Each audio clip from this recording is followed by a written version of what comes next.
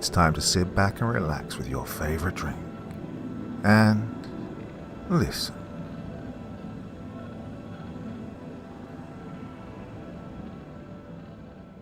A man, fed up of his life, walks out at night to end it, but instead ends up in a secret place where everyone needs to wear a mask to enter. Chapter 1.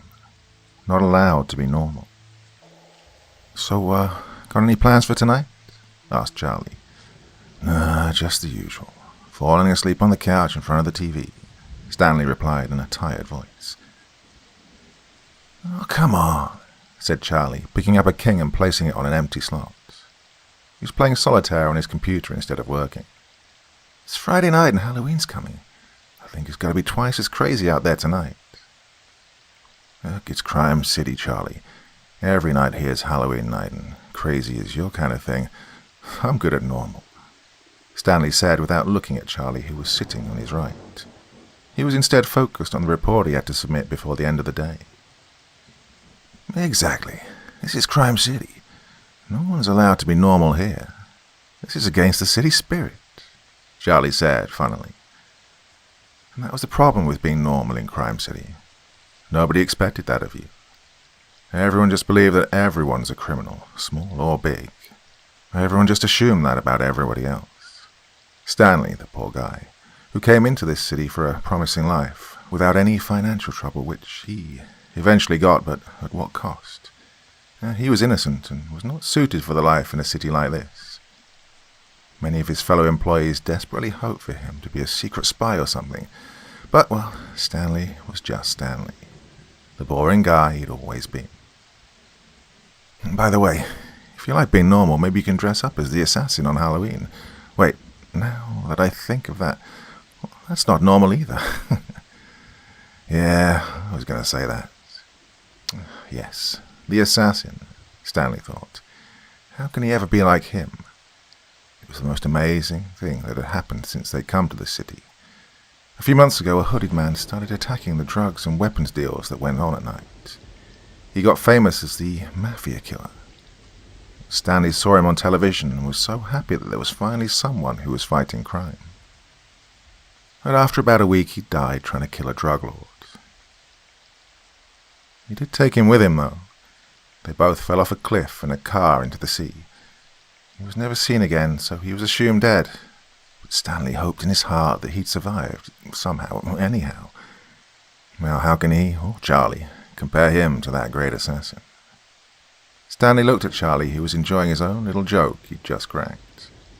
He didn't try and persuade Stanley any further, so Stanley got busy in his work.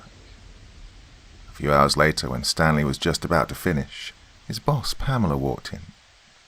She was a short woman with dark hair and a mean face, and she had a temper.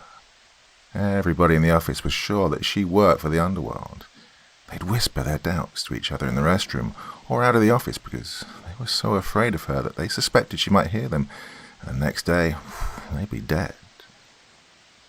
Pamela walked up to Stanley's desk and stood there for a good minute, but didn't say anything. Stanley didn't notice her for the next 2 minutes, but then he looked up and jumped. Oh, hey, Pamela. What's up? God, Stanley, are you blind? She said in her loud voice. I don't have time for this. Have you finished your report? I'm almost done. Just 5 more... Almost, Pamela interrupted. I don't want almost. God, Stanley, are you even capable of this work? How much more time do you need? A monkey could have done it faster than you. Pamela went on to humiliate Stanley for a few minutes more, until she was out of breath. I don't care how much time it takes you to finish this report. You're not going home until you do. And then she marched back into her office. Well, it took Stanley a mere 5 more minutes to finish that report. He printed it out and took it into Pamela's office. She looked at him and said, "Oh, now you're finished. Only if you could do it without me pushing you." Stanley put the file on her desk and left, but not without saying, "Have a nice weekend. See you on Monday." To which Pamela replied, "Yeah, whatever." Stanley got back to his home, changed out of his office clothes and fell on the couch. He switched on the television, but he wasn't really watching. He was thinking about the humiliation he'd received in the office that day, and many more before that. It's just one of the many things that he didn't like. Well, he'd gotten used to everything else, but not being humiliated. Oh, he thought of every single thing Pamela had called him. He remembered every animal she compared him with. And his eyes teared up. What kind of a life was he living, he asked himself. And for what? Money? Oh, can't do this. He can't sell off his respect for money. He decided that he would resign from his job. He'd made up his mind, but the thought laid heavy on him. After dinner, he did something nobody should do in Crime City. Nobody innocent, anyway. Not at night. He walked out of his apartment. He was lost in his thoughts. He was walking on the sidewalk thinking about what he should do after resigning, when he reached what was a darker part of the alley.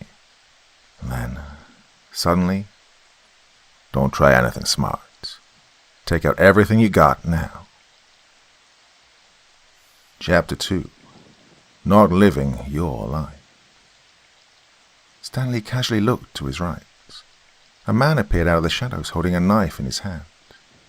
Stanley just ignored him and kept walking. Well, this must have come as a shock to the man, because for a few seconds nothing happened. But then he crossed Stanley, came in front of him, and held his knife to Stanley's throat and said, "You think this is funny? Because it isn't. This is not a Halloween prank. Now, hand over your wallet if you want to live."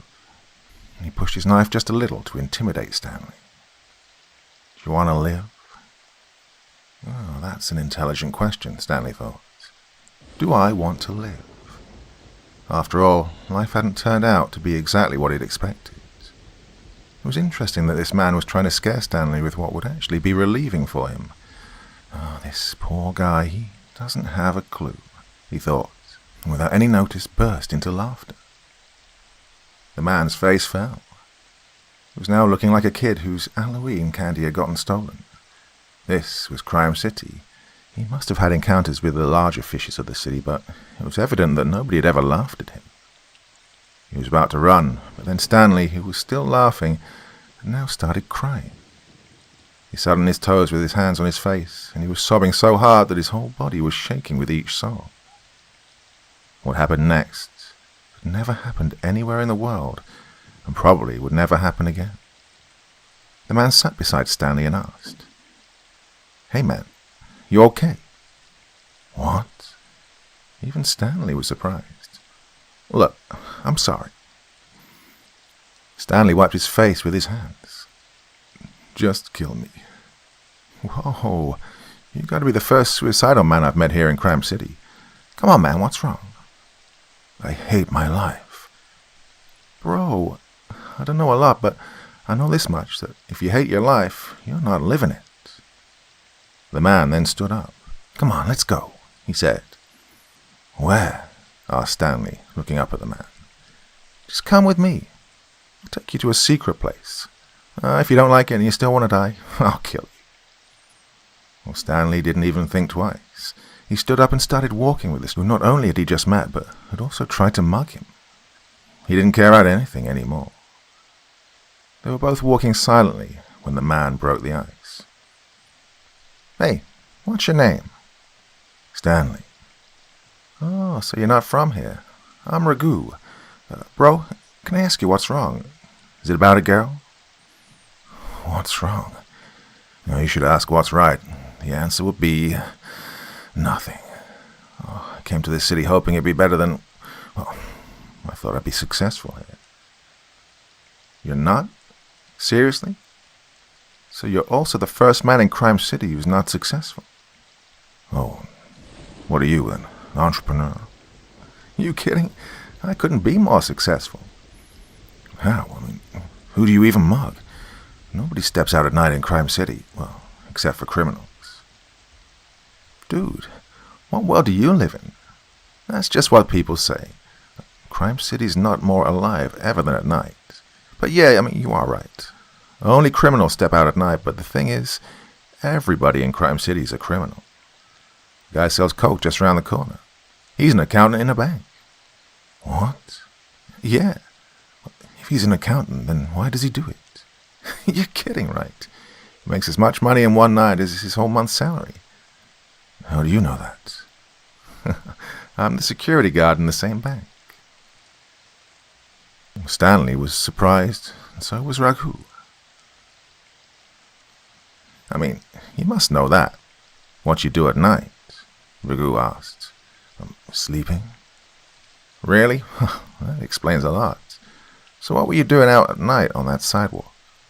I don't know. Nobody spoke for the next few minutes. They both walked silently.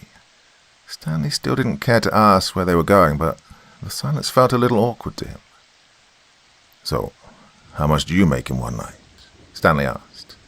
Enough. It's been a good year, well, except for that week a few months back when that hoodie guy started killing people of the Mafia. Where everyone was afraid to go out. You remember that, right? Oh, yeah. It's still the best thing that's happened in Crime City. Well, I was just happy that at least there was someone fighting against the crimes. What the hell are you talking about? Fighting against? Raghu let out a peal of mean laughter. He wasn't fighting the criminals. He was just another fish. A bigger one, he said. No, he wasn't. He was good. Oh, yeah, he was. He was just another thief. He was just running solo. I get it. It was good for him. He didn't need anyone anyway. But he was just another criminal of Crime City. No, you're lying. Dude, what's it to you? I mean, why do you care? I don't know. I just do. You're lying. No, man, I'm not. How do you know that? How are you so sure? Because I saw him. Stanley didn't say anything. He kept walking in the silence. Raghu continued. Yeah, it had to be one of his earliest strikes. Saw him myself kill all those people and then leave him with all their drugs and money. I get it that he meant something to you, but he's not what you think he was. Look, I'm sorry. It's okay. You don't have to be sorry. I just don't believe it. Don't think about it. Let it go. We're here. They both stopped in front of an old abandoned military base. Isn't this the hidden military base they had to leave after Crime City became... Stanley began to ask. Yeah, they couldn't have kept it hidden long enough so close to Crime City, so they left it overnight. But why are we here? You'll see. Raghu walked to the entrance and knocked on the security guard's cabin window. A man opened the door. He was wearing a mask on his face. He looked at Raghu. Mask? He asked. Raghu reached into the pocket of his jacket and pulled out an old wooden mask. He then put the mask on his face. The man stepped aside. Raghu gestured at Stanley to follow him and entered the base. Stanley followed him, but the masked man blocked his path. Mask? He asked again. Oh, no, he's new, Raghu said. The man stepped aside and pointed at the wall. Stanley entered and looked up at the wall. There were dozens of masks hanging there. Some of them were just simple and plain, like the one Raghu and the man himself wore.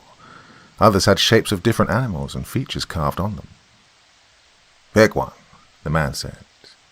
Stanley took a simple mask and put it on his face. Come along, said Raghu. Stanley followed him into a dark corridor. A faint sound of very loud music struck his ears. There was a large crowd somewhere in this building. They reached the end of the corridor. Raghu pushed the door, and while he did that, he looked at Stanley and said, Now, this is life. Chapter 3. Not afraid of myself. The deafening music almost made Stanley put his hands to his ears. The colourful lights bouncing off the walls and floor and people made his eyes hurt for a few seconds. When Stanley finally adjusted to the lights, he turned his head all around what looked like a hangar. It was crowded with people. All of them were wearing masks. There was some bars set up. A few of them had bartenders, and the rest were open. Everyone Stanley laid his eyes on was drunk up to a point where they couldn't tell the floor and ceiling apart. Stanley saw one guy throwing up a little into his hands and then swallowing it back again. It almost made Stanley throw up before he looked away. "Welcome to the real Crime City," shouted Ragu. "Whose party is this?" asked Stanley, matching up to Ragu's volume, and even then no one else heard him. "It's Crime City's party. Open for everyone. It's the biggest party in this city. Goes on till Sunday morning. But I mean, who organized this? Do you care? Get yourself a drink and get comfortable. You might get lucky tonight. No, let me rephrase that. You will get lucky tonight." And then Ragu disappeared into the crowd. Stanley started to signal him to stop, but he gave up. He was now standing among drunk, dancing people, nervously. He then made his way through people to an ice bucket and picked up a beer. He'd been to parties before with Charlie, who had taken him forcefully. He used to sit in a corner silently drinking his beer when half-drunk Charlie would keep asking him to come dance. It's a good thing Charlie's not here, he thought. He looked around but couldn't find a place to sit, so he just stood there leaning against the wall. When he'd finished his beer, he tried to find a trash can or something else where he could put his empty bottle. He didn't want to just throw it away, not because it was his first time and he was nervous, but because he wouldn't do that anywhere, not even in his own apartment. He didn't want to ask anybody either, so he just stood there with the empty bottle in his hand, looking for a hint. He looked around to find someone with a bottle in their hand so he could see what they would do. Then he spotted one. A man who was wearing a split mask, the lower half of which was dangling below his chin. He must have taken it down to be able to drink. He came closer to Stanley, to the ice bucket, put his empty bottle back in and took a new one. It was then that Stanley noticed there were already some empty bottles in the bucket. He waited for the man to leave and then put his own bottle back and picked up a new one. He did it so casually as if he already knew what to do, but he was still very nervous. After some time, a man came pushing himself through the crowd. He was carrying a carton of beers. He took the empty bottles out and put some new ones in. Stanley finished his second beer and started a third. After some time, when Stanley was on his fifth beer and still wasn't in the mood to dance, he was just looking at people and someone tapped him on his shoulder. He turned back and looked at the woman who wore a ballerina's mask and had a low-ball glass in her hand with a green drink in it. "You're not dancing?" she asked loudly, though nobody heard her except for Stanley. No, I don't dance." Me neither. Are you new?" "How did you know?" "I've been watching you from over there. You didn't move at all. You're only drinking beer, and that's your fifth beer." "Well, yeah, it's my first night." "Yeah, I remember my first night. Changed my life. You'll see it's going to change your life too, but first, the rules. 1. No taking off the mask. 2. No names. And there's a third one, but I'm too drunk to remember it." "Oh, okay, thanks. Hey, do you know who organized this?" "Yeah, but first let's get somewhere where we can talk, and let's get you a real drink. Follow me." Stanley followed her through a different door and a few different dimly lit corridors. A few people crossed them on the way. Stanley couldn't remember where he'd come from. It all looked like a puzzle to him. They entered a different hangar. It looked exactly the same, but there were a few major differences. First, there was no loud music playing. Second, since there was no music, there was no need for colourful lights. It was dimly lit with lamps and incandescent bulbs. Third and last, there was plenty of space to sit. There were countless couches and chairs. There were a few similarities too. People in this room were just as drunk, but they were just sitting and talking, and they all had a mask on their faces too. The woman took Stanley to a bar and said to the bartender, "He's new. Make him a real drink and a refill for me." The bartender nodded and started making the drinks while the woman turned to Stanley. "So, how did you find out about this place?" That's a little crazy. A mugger brought me here. He tried to mug me, but I sort of broke down." "That's not crazy at all. That's actually perfect. Yes, that's the third rule. You find someone who needs to be here, and you bring them here." "Wait, how many parties are going on here?" "Just the one. Why?" Then, is this the same party? Yes, that's the same party, but for a different kind of people. Wait till I get you to see the naked ones. Why do you think we need a goddamned abandoned military base? I don't think anyone's ever been to all of them. So, back to my question. Who organizes these? Do you really care that much? Okay, just in case you do, a bunch of rich party maniacs of Crime City gather here every week and drink their money off. Satisfied now? Stanley didn't have to say anything because their drinks had arrived and he quickly took a sip. It felt like fire and ice was rolling down his throat together. He could feel the toxins dissolving in his blood. He concluded that the same thing happened with the woman because none of them spoke a word for a few minutes. Then Stanley finally broke the silence. Hey, can I ask you something? Why the masks? These are not masks. These are our real faces, she replied mysteriously. What? Yes, the face beneath this mask. That's the real puzzle, the facade. That's the real mask, she began to explain. This mask represents our lives in Crime City. We all wear masks. Nobody knows anybody's real face. We're all masquerading our true selves. So no matter if we're here at this party at night or out there in the city in broad daylight, we're always wearing masks, each and every one of us. Not me, Stanley said without even thinking. Actually, that was one thing he didn't have to think about. I don't wear any masks.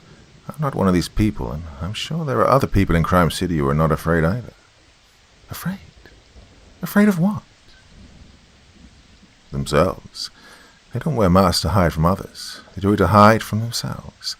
They're afraid that they'd look in the mirror and see someone else, a demon, controlling their bodies and playing with their minds, making them someone they don't want to be. So they put on a face and a fake smile, or, as you said, a mask, to fool not the people but themselves, that they're in control still. I'm not one of those people. When I look into the mirror, I see myself. No matter how much of a failure, how much of a loser, I still see myself. I'm still in control of my body and my mind. I'm not afraid. And as he said that, he slowly started to slide his mask off to prove his point. But the woman grabbed his hand, and in doing that, she pulled herself closer to Stanley. Wow. Every word, every single word you said is true, she said softly. Stanley could hear her breathe on his mask. You somehow saw through all of our masks and faces. You're the most interesting person I've met in my entire life. Then she came even closer, and his lips met hers. It felt like fire touched fire, and more fire erupted. After a minute, she was dragging him through the dark corridors. Everything was just lights, colors, and shapes to Stanley, which was swirling past his eyes. They were probably in the dormitory now, because there were rooms with beds in them, some of whose doors were shut. They still couldn't keep the noise of what was happening behind the doors down. Stanley heard a door shut and felt like he was being pushed onto the bed. And the world was just a cocktail of sweat and saliva, lust and desires, mixed with alcohol and blood for the next few hours or maybe days. Who cared?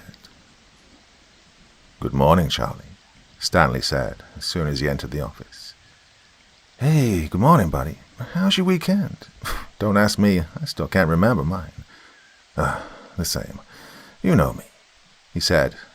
But when he started walking towards Pamela's office with his resignation letter in his hand, he started thinking, did I just lie? Did I too put on a mask? He entered Pamela's office, but she wasn't there. He decided to wait outside, so he turned, but bumped into Pamela, who was trying to get in. All the papers she was holding fell onto the floor. Stanley, you idiot! I'm sorry, let me help you. He started picking up the papers along with Pamela. You can't work, you can't walk, you can't even see. Why are you even here? Funny she asked that, he thought. I'm sorry. I have to staple them. I'll get these papers. You get the stapler from the drawer. Okay. Stanley stood up and saw a half of a ballerina tattoo on Pamela's lower back, peeking from under her skirts. He'd seen that tattoo somewhere. He tried to remember, but couldn't put his finger on it. No, it can't be, he thought. I'm just being ridiculous. Maybe I'm still hungover. He walked up to the desk and pulled the drawer. He didn't see the stapler, so he pulled the bottom drawer and saw, along with the stapler, a few crumpled up papers and some old coins, and a ballerina mask. "Come on, quick. Can't you do anything?"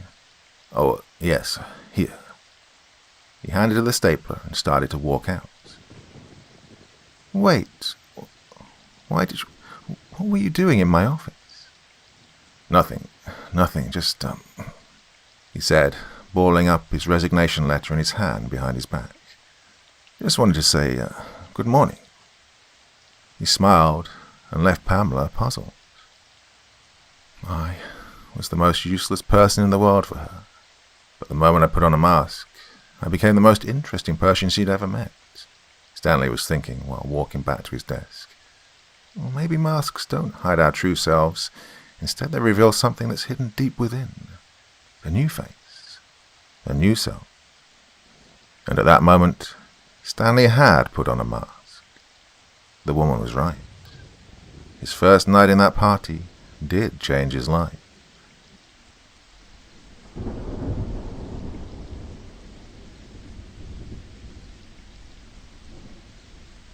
Hi, my name's Brianna, and this is my story. I don't know if anyone will ever actually read this, but, well, I had to try.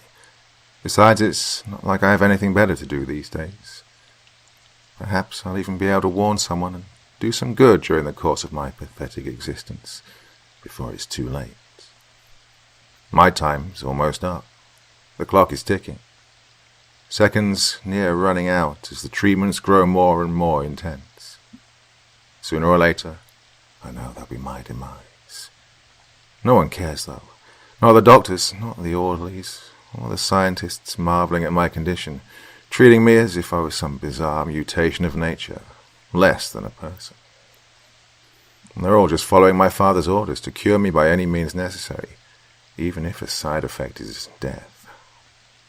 I guess if I die, you'll still think it's better than looking as I do. I used to think that way as well, though, so I understand. It's what I get.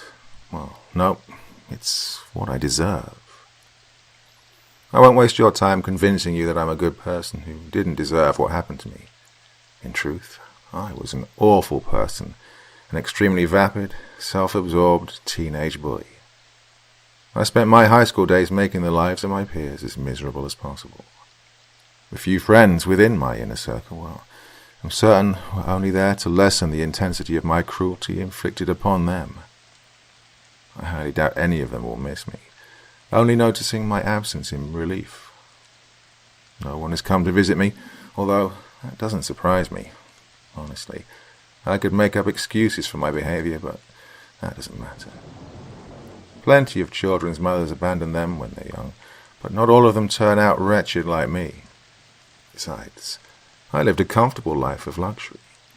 My father, a CEO of a prominent company, provided me with anything and everything I asked for, in lieu of parental guidance. My nannies, who were also the housekeepers and cooks, were always more concerned with completing their daily tasks than with me, so I was allowed free rein. Perhaps I acted out as a cry for attention, or wanted others to hurt as badly as I felt, or just wanted to mask my own pain. Yes, how cliché. Regardless, my behavior was inexcusable. This lesson was learned far too late, and not just for me. There was one girl in my high school I was particularly relentless to, Shannon. She had large rimmed glasses and frizzy, unkempt hair that was always tied back in a messy bun resembling a poodle tail, and not a well-maintained one. Although, with some hair product to tame her wild mane, and contacts so her beautiful eyes were on display and her face was revealed, she could have easily been prettier than me, even without makeup that her strict parents wouldn't allow her to wear. Yeah, maybe jealousy is why I was so merciless towards her. She was beautiful in her own way, without any effort, and her parents loved her enough to give her guidelines. Shannon and I were both part of the student council. I was class president due to my highly successful intimidation and "a vote for me is a vote for awesome" campaign, which I thought would make my father proud, but alas, no. This accomplishment was met with the usual hollow, "Oh, that's great, hon," response, uttered from behind the screen of the laptop he was always engrossed with on the rare occasion we managed to have breakfast together. Knowing nothing I could accomplish at school would gain his recognition, I spent my time in student council, planning dances and parties, leaving the harder, less exciting tasks to my vice president, and made things as difficult as possible for Shannon, the class treasurer, who I was exceptionally rude to during our meetings before school. Any time she countered one of my ideas by saying we didn't have the funds, I would blame her for a lack of ability to do her job, rather than accepting the fact that I was constantly exceeding the budget and not terribly helpful at fundraisers. I also seized every opportunity to question and contradict nearly everything she said. During one particular meeting, we were discussing the upcoming Halloween dance.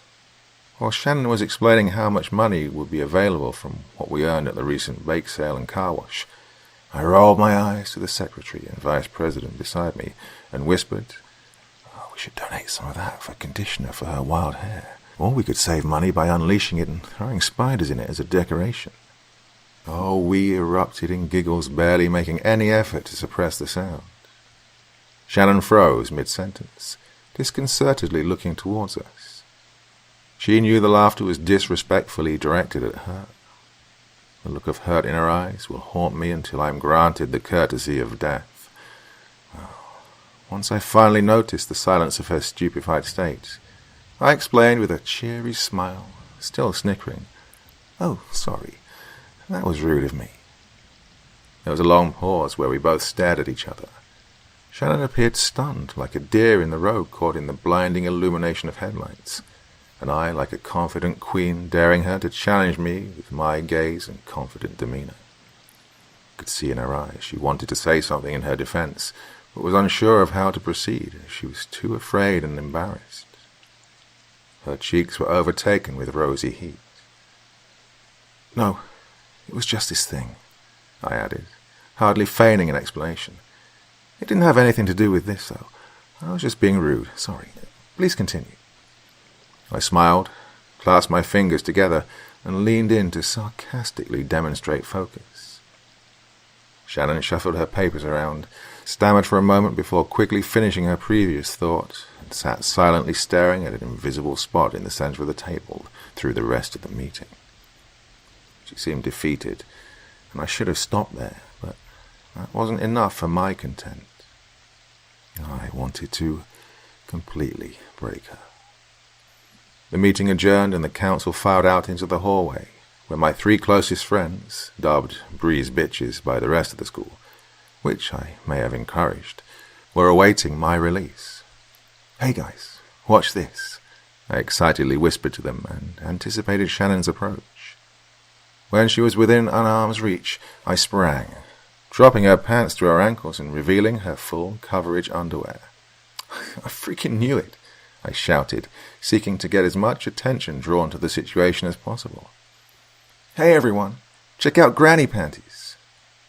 My posse erupted in laughter on cue. Fellow students passing by chuckled at my prank and carried on. A few had pained expressions of sympathy on their faces, but no one came to her aid. Shannon simply stood there, shocked, mouth agape and completely mortified. Tears welled up in her eyes. Snapping back to reality, she pulled up her yoga pants and ran down the hallway out the door. I stood there triumphant for a moment, like a hunter gloating over a fresh kill. If there was an Olympic event revolving around despicable acts of high school cruelty, I would have just won gold. Shannon was missing for the rest of the school day.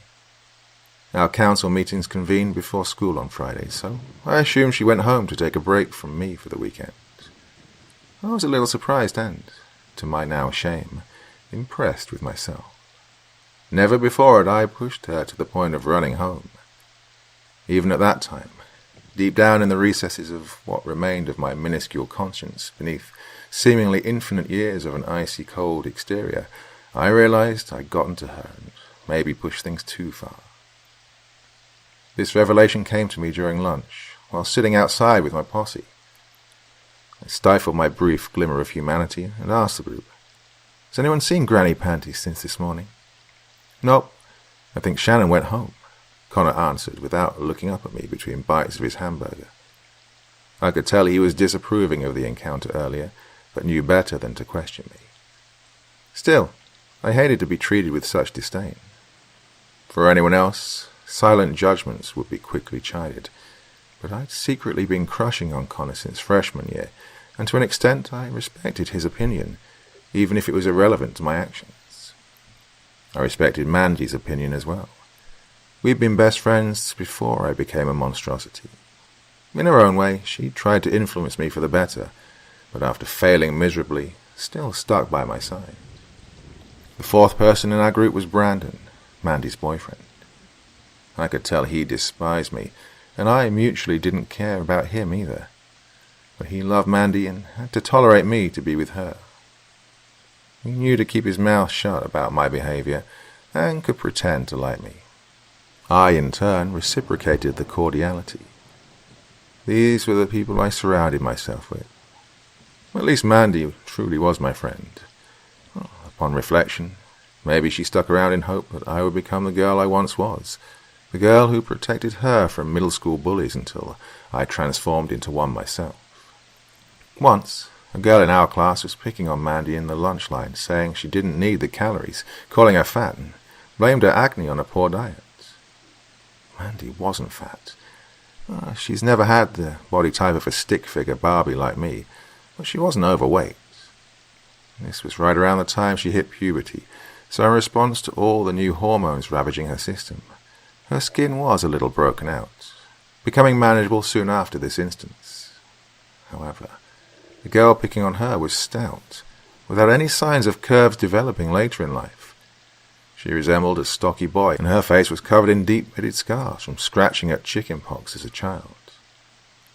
When I overheard the horrible things she was saying to my best friend since kindergarten, I burst over in a flash of blind fury. My fist exploded into her face, and she fell back against the floor. I then articulated my anger towards her and opened her eyes to every flaw she possessed. She cowered to me from then on and left Mandy alone.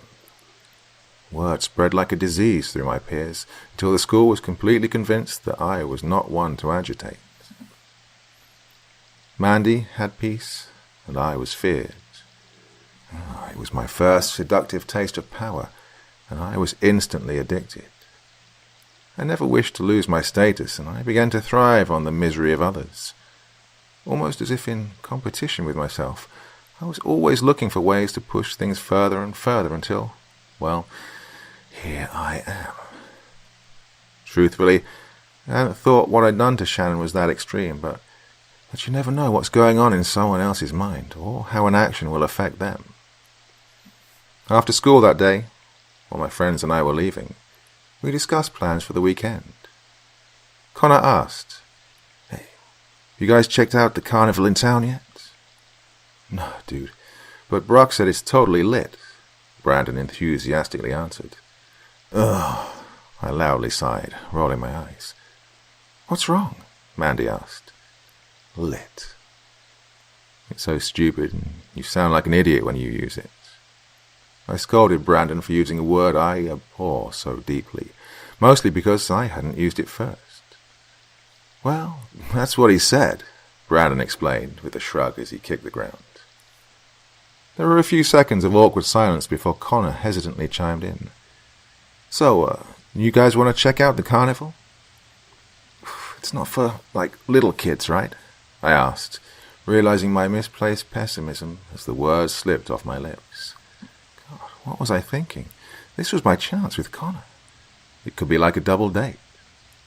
At some point, we could lose Mandy and Brandon, maybe ride the Ferris wheel together, and I could finally get that first kiss with him. Well, I'm sure there's a few kiddie rides, but I've heard there's some really intense ones too. One's called Vertigo. First, you're strapped into a seat with the vest-like bars that drop over your head, and your legs and arms are free.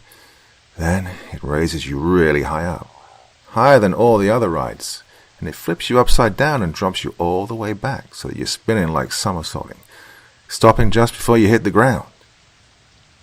Everyone released excited sounds of oohs and whoas. "Ooh, that sounds really awesome. Come on, let's do it," I said ecstatically. "Okay, when are we doing this?" Mandy asked. "How about tonight at 7? We could all meet up there," I suggested eagerly. "Yeah, sure. Okay," was heard amongst the group. Mandy and I parted ways from the boys to go get ready. I wanted to be sure I'd have enough time for preparation to look irresistible to Connor.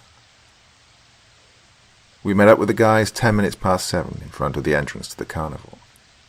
I told Mandy that I preferred to be fashionably late, but in reality I was nervous, needing a few minutes to collect myself in the bathroom before we left. Such equality was unbecoming and therefore beneath me. Never would I admit feeling that way to anyone, even to my best friend. I decided on wearing a little black dress that showed just enough skin in all the right places, not wanting to look like I was trying too hard, but still incredibly alluring. Connor looked quite handsome, smiling at me as Mandy and I approached. He'd changed out of his school clothes into nicer, dark-wash faded jeans and a button-up, plaid, long-sleeve shirt. It looked all the more impressive in contrast to Brandon, who was still wearing the same attire he'd worn all day at school and possibly slept in. Oh, he was such a slob. I wondered how Mandy could stand to date him when she could do far better. At least he was thick-skinned enough to handle me. The important thing was that she was happy. Despite my vast narcissism, I wanted the very best and happiness for her. "Let's do this," Connor proclaimed, eagerly rubbing his hands together in anticipation. Mandy took Brandon's hand and the four of us entered the carnival. As we strolled in, we were greeted with an overwhelming array of flashing neon lights and loud carnival music blaring over the sounds of rickety rides running. We paused for a minute, absorbing the atmosphere and weighing our options. "What do you want to do first?" Connor asked with excited, glistening eyes. His boyish charm was one of his more enticing qualities. "Well, first things first, we should probably go get some tickets," Brandon answered. "Oh, yeah," Connor responded. Laughing lightly and nodding in agreement, the four of us lined up at the ticket booth. I bought mine first and waited off to the side for my friends, surveying the sea of possibilities spanning around me. One booth in particular caught my eye.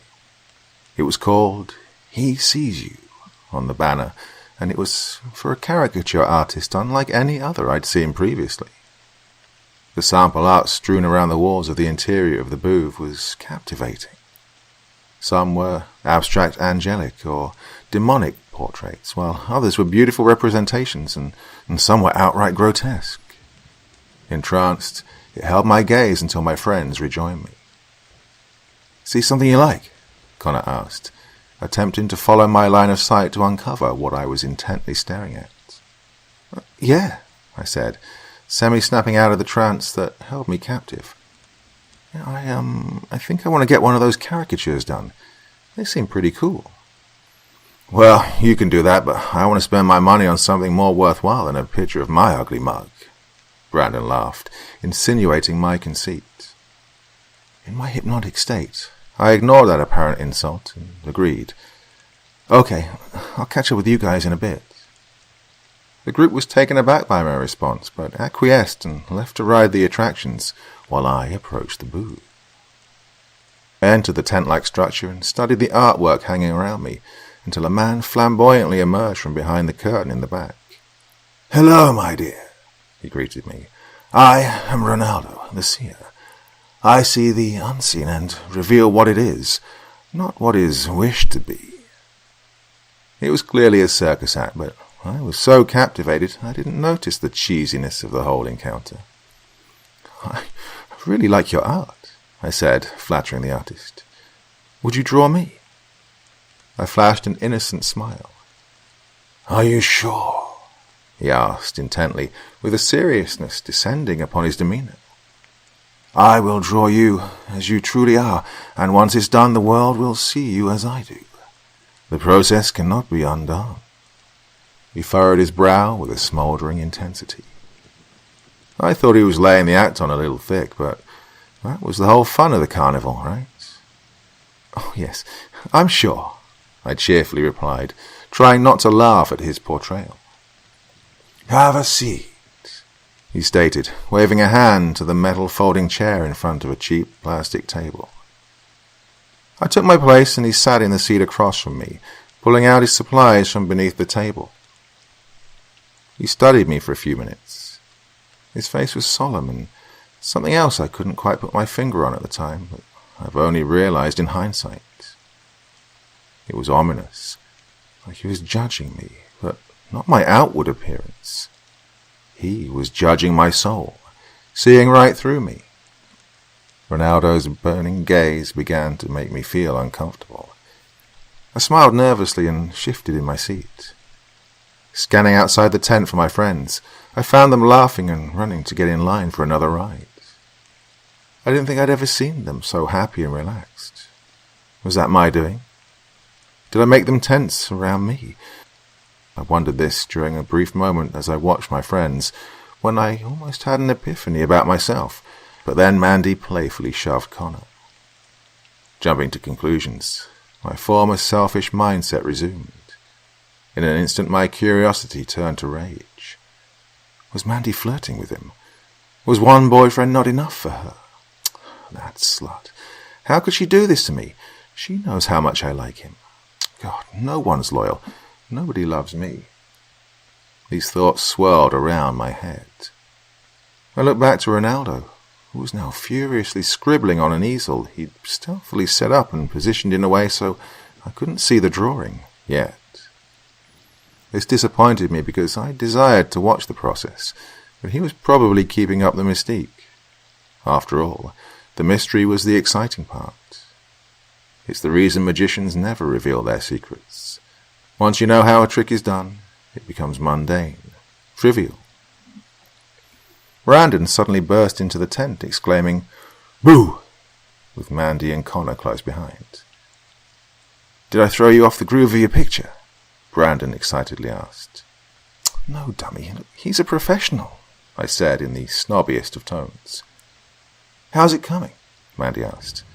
"Well, I'm sure it's going to be great," I presumptuously answered.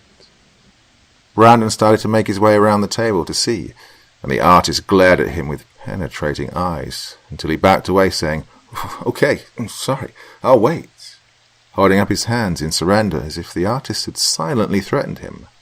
Oh, if looks could kill, right? This made me smile, but that smile quickly retreated as Mandy took off her jacket and revealed a pink spaghetti-strapped tank top, which showed off her cleavage that I was so jealous of. "Ew," I said, also remembering how she acted with Connor earlier. "I've told you pink looks awful on you. Besides, it's so cliché nowadays. It's like, ooh, girl power." I emphasized those last two words with the classic Valley Girl accent. Mandy shamefully put her jacket back on, staring at the ground. Pausing his work, the artist said, "You should be nicer to your friends. Otherwise you won't have them when you need them." I was outraged by this judgment. Shut up and finish my picture already, or no tip. "You can't buy the things in life that truly matter," he responded, laughing. "And I am done," he added, pulling out a manila envelope and slid my picture inside. "Remember what I told you, and enjoy the carnival." He dismissed me, waving towards the exit with a smug, almost sinister smile. As my friends and I left the tent, we passed Gabby, another girl from our school, with her excited little brother galloping in, dragging her by the arm. She was a large girl, not just overweight, but she was tall and awkward and one of my favorite people to pick on. "Oh, can you draw me riding a dragon?" the boy excitedly asked the artist. "Of course, my dear boy," he warmly answered. During my entire encounter with the artist, he'd never shown me that kind of warmth or kindness. Oh, I thought it was all part of the act. And my sister, can she be riding the dragon too?" "Of course," he answered, studying her. "But I also want to make her own special picture. Would that be okay with you?" Yeah, the boy answered, jumping up and down. He must have been about 5 or 6 years old. Oh, that incredibly excitable age. Well, you're going to need at least 2 pages for this one, anyways, I chimed in as I stormed out of the tent. The last things I heard as I walked away was Gabby loudly sigh, and the artist comforting her by saying, "Don't worry, my dear. I can see how beautiful you are, and I can make." The voice trailed off until I was completely out of earshot. He could draw her however he wished, but it still wouldn't change reality. Following behind my friends through the carnival, I clutched the envelope to my chest, envisioning my portrait. Would it be angelic? The artist didn't seem to like me much, though. Maybe it would be a badass demonic representation of me. Oh, that would be even better. The anticipation was overwhelming me. "Hey guys, wait up!" I yelled over the noise pollution of the carnival. I stopped to slide my picture from the envelope, unveiling a grotesque monstrosity drawn on the page. It was unlike anything I had expected, and scarcely resembled me. The thing's skin was primarily missing. What little remained existed in thin strips stretching over withered muscles. Sparse clumps of greasy hair protruded from the scalp, where the skull wasn't showing. The expression disturbed me the most. It looked like the thing was screaming, agonizingly so. Brandon, Mandy, and Connor encircled me.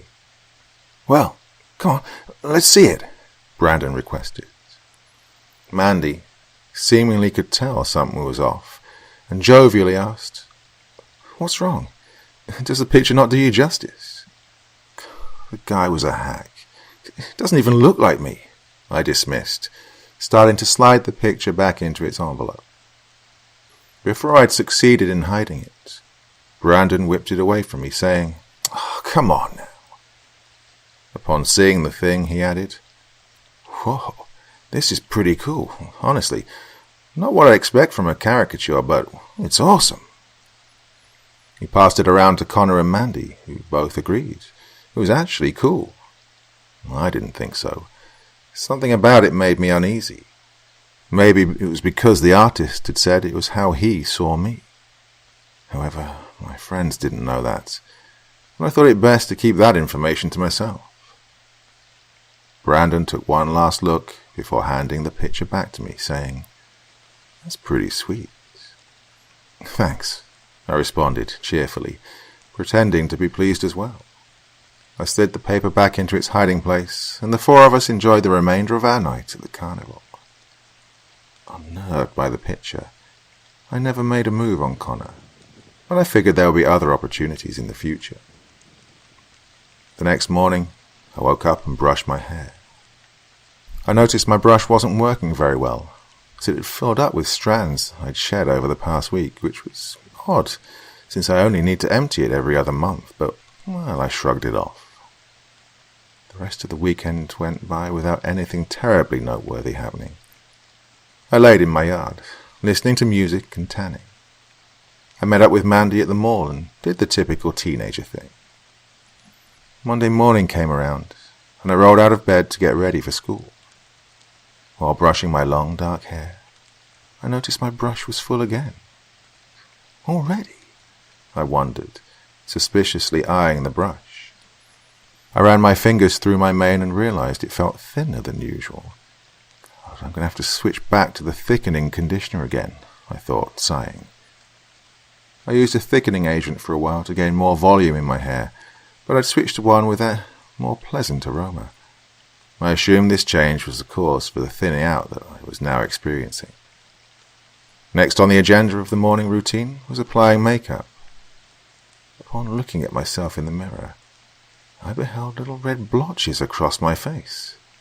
For a moment, I gasped in shock, completely horrified. "What the—" I began to panic. I must have gotten too much sun over the weekend, I rationalized, examining the rest of my body. The blotches were on my arms, chest, and stomach too. I felt completely appalled. Grasping at straws for any explanation, I reasoned that, well, my sunscreen must be expired. I just got too much sun in certain spots because of it. This excuse satisfied me, and I calmed down as I used a thick layer of cover-up over my face and chest. I put on a thin, long-sleeve shirt to hide the rest and headed for school. Strolling down the halls with my head held high, I adorned my usual air of superiority. I was still thrown off by my own securities from the morning I'd had so far, and no insults came to mind. As I passed by, my fellow students seemed to be whispering and casting odd glares my way. I pulled stringy strands of hair over my chest uncomfortably. Was it my skin? Could they see the blotchiness? I thought I covered it well enough, but apparently not. This behavior continued all the way to my locker. I quickly opened it and hid behind the door, trying to compose myself. Oh, I should have just stayed at home, I thought, deeply regretting showing my face in public. "Hey, you!" came Mandy's voice. I pulled away from the locker and flashed a smile. "Hey!" "How are you doing?" Mandy asked. Her voice was tinged with worry. I'm great," I quickly span out. "Yeah? Did you—" I interrupted her question. "Look, I just got a little too much sun and my sunscreen had expired. No biggie, I'll be fine in a couple of days." Mandy's face twisted with a confused expression. "Okay, but did you hear? Everybody's been talking." I cut her off again. "I don't care what anyone says. It's fine." "Okay," she said, drawing out the word apprehensively. "We should get to class." I ended the conversation, slammed my locker, and left her puzzled in the hallway. I couldn't believe everyone was gossiping about me. I sat through my classes in a despondent state until lunch. My friends and I sat around our table, and I picked at my unappetizing meal. I was unable to focus on the chatter of my friends. Every inch of my skin itched incessantly. Sunburns usually itch like hell. I reminded myself not to scratch and scar myself, and I ran my fingers through my hair, forcing it away from my face. I looked down at the handful of strands and quietly flicked them onto the floor before anyone could notice. "Oh my God, Bea, your face," Mandy said, shocked. "It's fine, I told you. I just got too much sun," I dismissed. "No, you're bleeding," she harrowingly said. "Yeah, God, that looks bad," Connor added. "What?" I asked, confused, feeling a warm drip slide down my cheek. Oh, shit, I must have scratched my sunburn reflexively, I assumed as I stood and ran to the bathroom with my hand covering the side of my face. Looking into the dingy mirror, I discovered a sizable gash through my right cheek. Blood streamed down my face in crimson droplets. Panicking, I grabbed a paper towel from the dispenser and held it tight to stop the bleeding. This cannot be happening. I reached to replace the paper towel, and my sleeve slid up, revealing my raw forearm. God, what the actual... The bathroom door swung open, and Gabby shyly walked in. She shot me an uncomfortably nervous smile and passed by to enter a stall. Her clothes seemed baggier than usual, practically falling off her.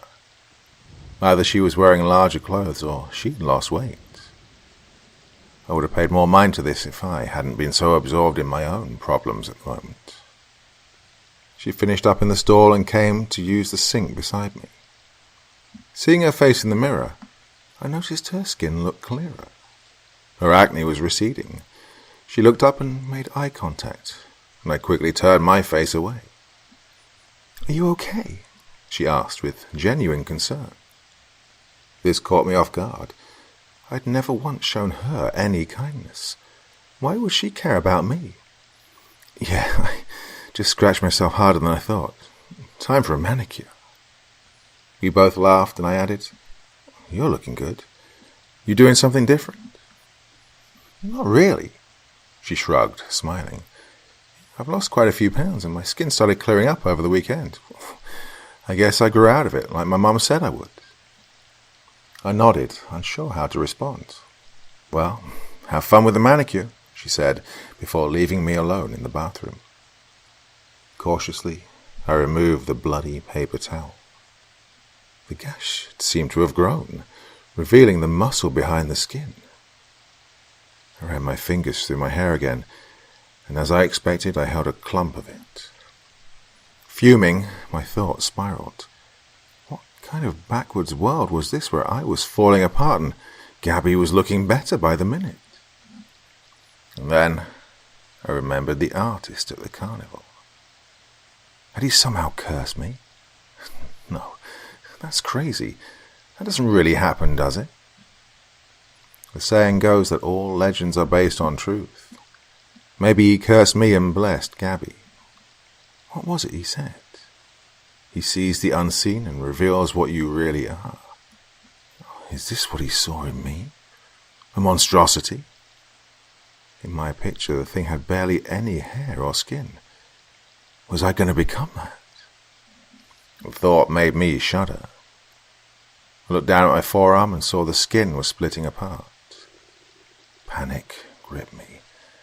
There has to be a way to stop this. If I can just talk to Ronaldo, maybe I can convince him that I've learned my lesson and he can reverse this. I resolved to find him immediately. There literally wasn't a second to waste. I left school without saying a word to anyone and headed back to the carnival. Surely there would be hell to pay when I returned for ditching school like that, but I couldn't care less about that at the moment. There was no way I could explain why I had to leave, anyways. I was cursed and have to go back to the carnival to get it undone. Well, that wouldn't work. I might even be locked up for a psychological break. I'd have to deal with the consequences later. As I approached the side of the carnival, I could see it was currently packing up to move on to another town. Surrounded by collapse rides and tents, everything looked different. I didn't see Ronaldo's booth anywhere. A worker passed me by, with his arms full of ropes and rigging equipment. I stopped him, asking, "Excuse me, sir, where can I find Ronaldo?" The man smirked and turned to walk away. I grabbed his arm and begged, please, tell me." He pointed in the direction of a semi-truck and silently walked away. I ran towards the truck, calling out desperately, "Ronaldo! Ronaldo!" He emerged from behind the truck smiling. "Hello, my dear. How are you?" he asked as if we were old friends. Collapsing at his feet, I struggled to catch my breath as I pitifully asked, "Did you do this to me?" His wicked smile expanded. No, my dear," he began mockingly. "You did it to yourself. I warned you that you would become as you truly are." He paused for dramatic effect and continued.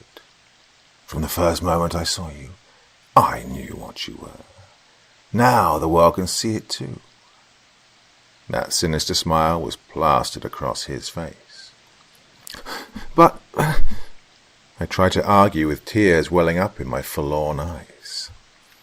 "No," he sternly reprimanded, as if I were a disobedient dog.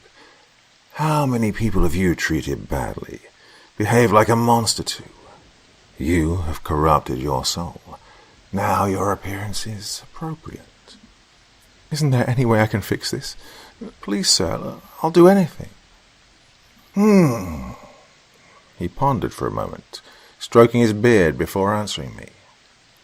"If you can be genuinely kind to others, do enough good to atone for all the harm you have inflicted, then perhaps I could draw a new portrait. With how adulterated your soul is, though." His voice trailed off, and he shrugged to convey his disbelief and disinterest. "I can do it. I'll do anything. I've learned my lesson, I promise," I sincerely reassured, though I could tell from his expression that he wasn't convinced. "How do I find you again when I'm ready?" He pulled a business card from his sleeve and flicked it to me. "Good luck, my dear, and goodbye." And at that he took his leave and vanished behind the semi. I strolled away from the site of the carnival shambles, brainstorming good deeds I could do. I could volunteer at a retirement home, or the soup kitchen, or... My thought was interrupted by my cell phone ringing. I pulled it from my pocket and saw the caller ID. It was Mandy, probably wondering why I'd disappeared from school. "Hey," I answered. "Are you okay? Hey." Mandy's voice was full of concern. "Yeah. Look, it seems like you're taking Shannon's death really hard, but there's no way you could have known." "Wait. What? Shannon's dead?" I was completely taken aback by this news. "Yeah, it's all anyone's been talking about all day." "How?" Mandy was silent. "Mandy? She..." I could tell Mandy was searching for the right words to say. Choking back tears, she finally explained. "It happened last Friday, after she left school.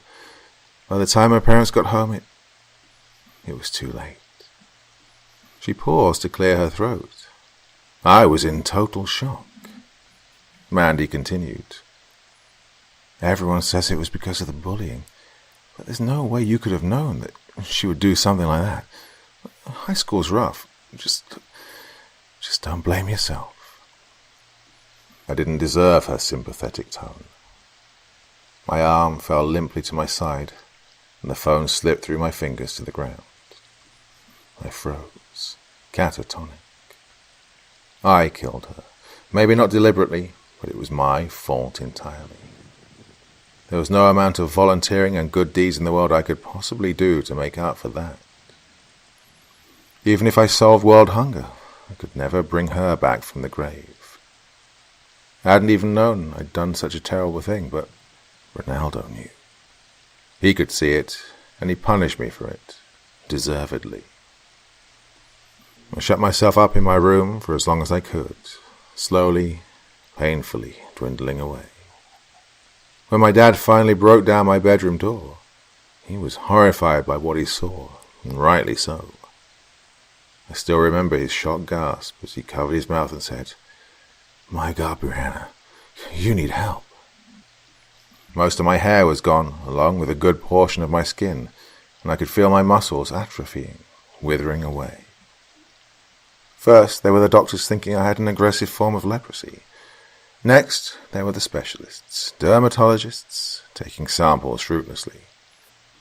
Then, finally, I ended up here, in a special research facility, patient zero of a new plague that seems to have only infected me.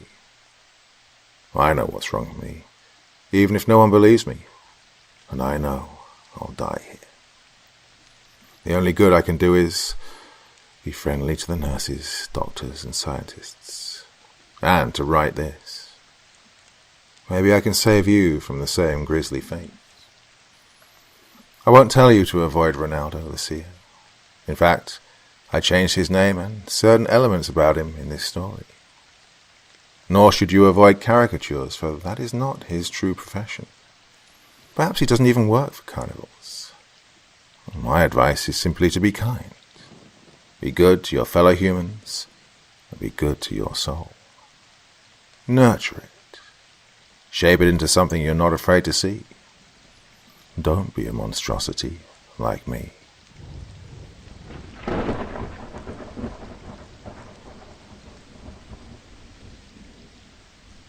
I never wanted children, not even a little. I never batted an eyelash at the thought, even when I was in my 20s and saw all my closest friends were popping them out one after another. I don't recall a Sunday the year I was 27 when I wasn't attending a friend's baby shower. Even when Edward and I married, neither of us cared much for the idea. We enjoyed our lives together, and he was in the military, so he was away a lot. The hours and days we spent together were precious, and at the time I couldn't even fathom spending time changing diapers or cleaning up after another in that capacity. I'd often watch my friends with their babies and think how lucky I was that I didn't have to worry about any of that. No babysitters required was the lifestyle I lived, and I enjoyed it. Edward felt the same way. And because, well, he was away for months on end, his most recent stint being in Afghanistan. It was hard being away from him, and adding the stress of children on top of all that was more than I could handle. Then, it happened. The phone call every military wife dreads. Edward was riding in a truck with 2 other men when they hit a tripwire, and the vehicle he was in exploded, blowing he and his comrades to bits. There wasn't even enough of him for a funeral. It's funny how one moment we're alive, and then we're just pieces of flesh strung about like feathers in the wind. It gets you thinking about how precious life really is, and how short. After he died, I went through a long grieving process. I had to take leave from my job in sales to learn how to live my life without him forever.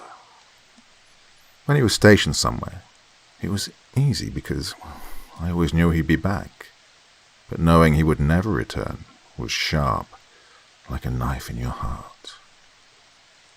A few years passed, and I began dating again, but it was never fun for me. I subconsciously compared every man to Edward. It wasn't on purpose by any means. It was just that they were all too tall, too thin, too stupid, too un-Edward. I took a break from dating, and 3 years after my Edward died, I woke up in a panic at 3 a.m. in the morning. I stood in front of my bathroom mirror, looking at myself. I still had the dark hair and hazel eyes that had drawn Edward to me in the first place. "You have an aura of mystery, and it was hard to escape you," he once said to me. I looked at the pale ghost in front of the mirror and wondered where the pretty girl from that tiny town in England had gone to. She had hopes and dreams, and would spend her weekends in London visiting museums with punk rock hair shaved on one side. Now, she was a sad sack, staring at herself in the mirror, popping another pill just to get some chemically induced rest. What had I to show for my life? What had Edward to show for it? What would be my legacy here on this planet? That's when I realized, with a crushing blow to my ego, that I desired children. The wanting need became hard to break free from once I knew it was what I wanted. I just turned 36 on my last birthday. I was older, for sure. But why now?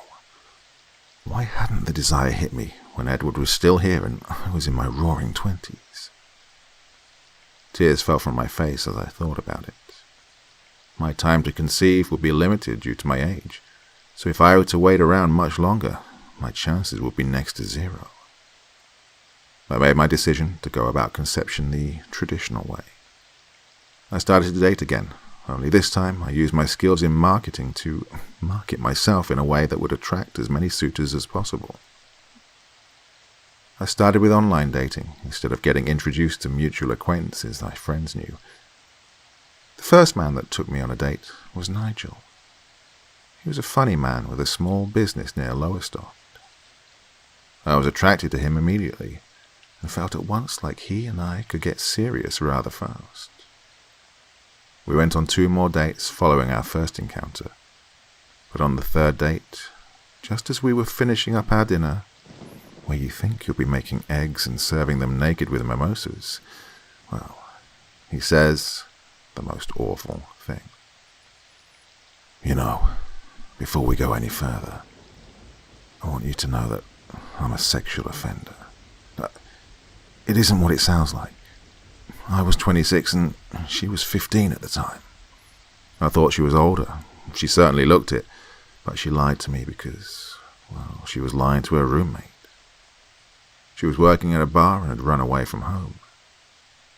We were dating for a while, but then her mum saw her on the street with me, and the next thing I know, she's living at home again with her parents, and I'm in jail trying to put together the pieces.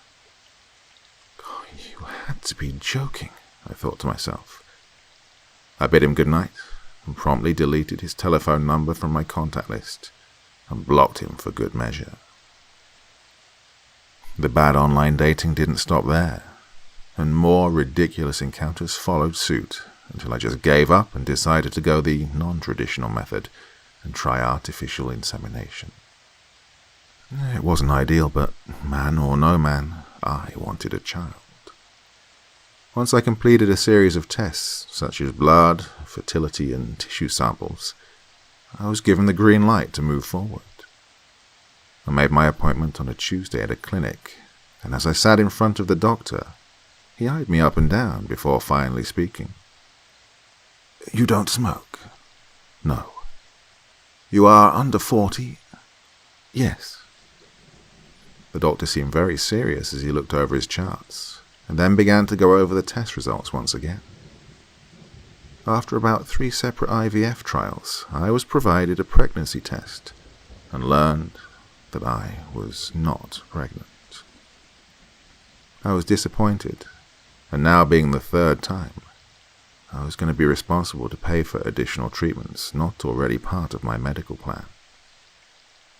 This could get expensive, and as I sat on the train headed home for the city, I looked out of the window thinking of Edward and how much I missed him right now.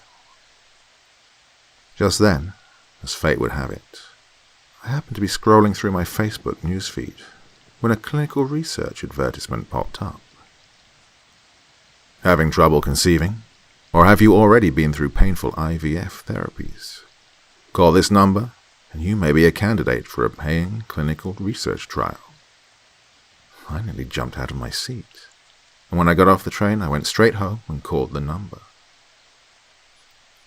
I spoke to a nice woman who set me up an appointment to meet with a research assistant at Dolce Laboratories. I'd never heard of it, but I arrived on time and I sat in the small waiting room. It was a posh little office with white floors and glass walls. On the secretary's desk was an enormous purple orchid. She was very pretty and dressed in very nice clothing. I could tell they must have been Gucci because I owned the knockoff version of the very same blouse. I was nervous and could feel my hands sweating as I fumbled around and bit my nails.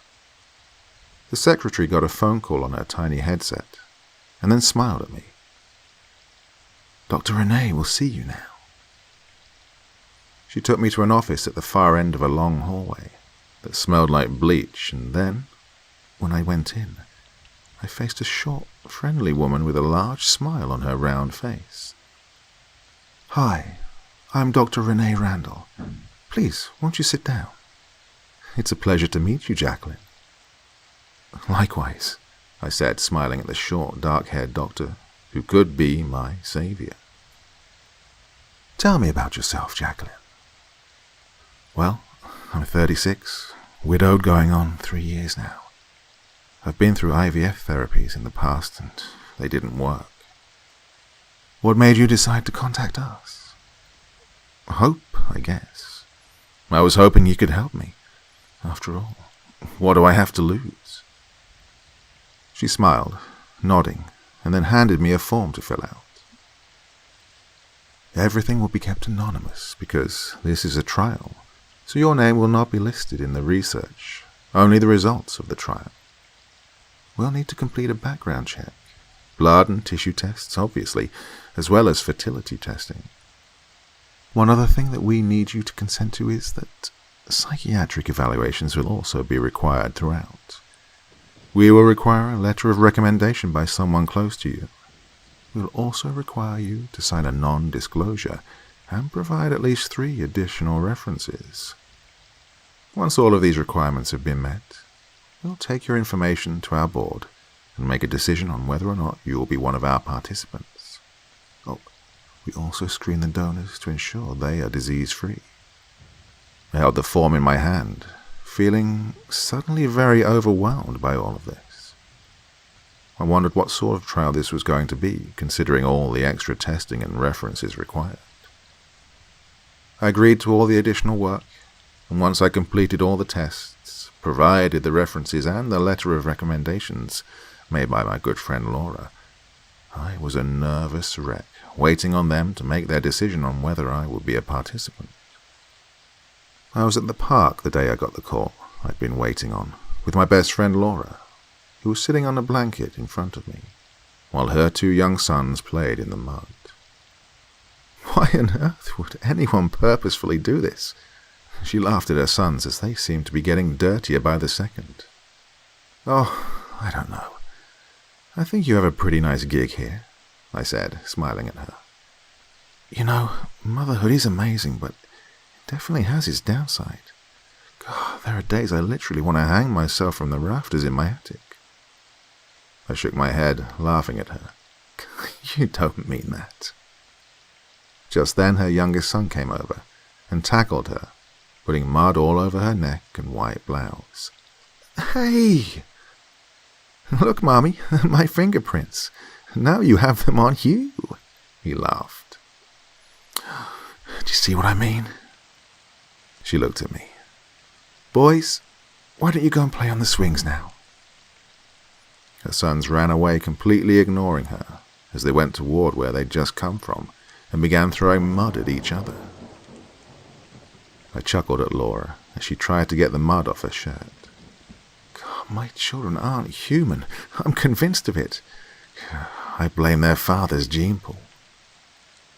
We laughed, and as we sat there, I got a call on my cellular. Oh, I think it's the research clinic, I said, staring at Laura in a panic. Well, what are you waiting for? Answer the damn thing. Your future of being a mother to little monsters awaits you, she said with a silly look on her face.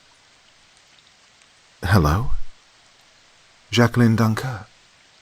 Yes, speaking. Dr. Renee Randall here. I just wanted to let you know that you've been selected to participate in the fertility trial. Oh my God! Oh, that's wonderful news! Laura looked at me and put her arm around me, joining in my excitement. Congratulations, Jacqueline. There'll be a package delivered in 3 to 7 days with the fertility device inside of it and instructions on what to do with it. You'll be given 12 weeks to complete the trial, which is 3 different ovulation periods. Please, if you have any questions at all, phone our office. However, everything should be self-explanatory. I got off the phone with Dr. Randall and looked at Laura as tears fell down my face. I was so excited, and Laura matched my own excitement with hers as she hugged me. The package took longer than expected to arrive, to the point I was ready to contact Dr. Randall and ask her if they'd changed their minds. Laura was over having tea with me the afternoon the delivery came. There was no warning, just a loud knock at my door that startled me, and it caused me to almost drop my cup of tea that I was holding. Laura and I both looked at one another, and I went to the front door to see who it was.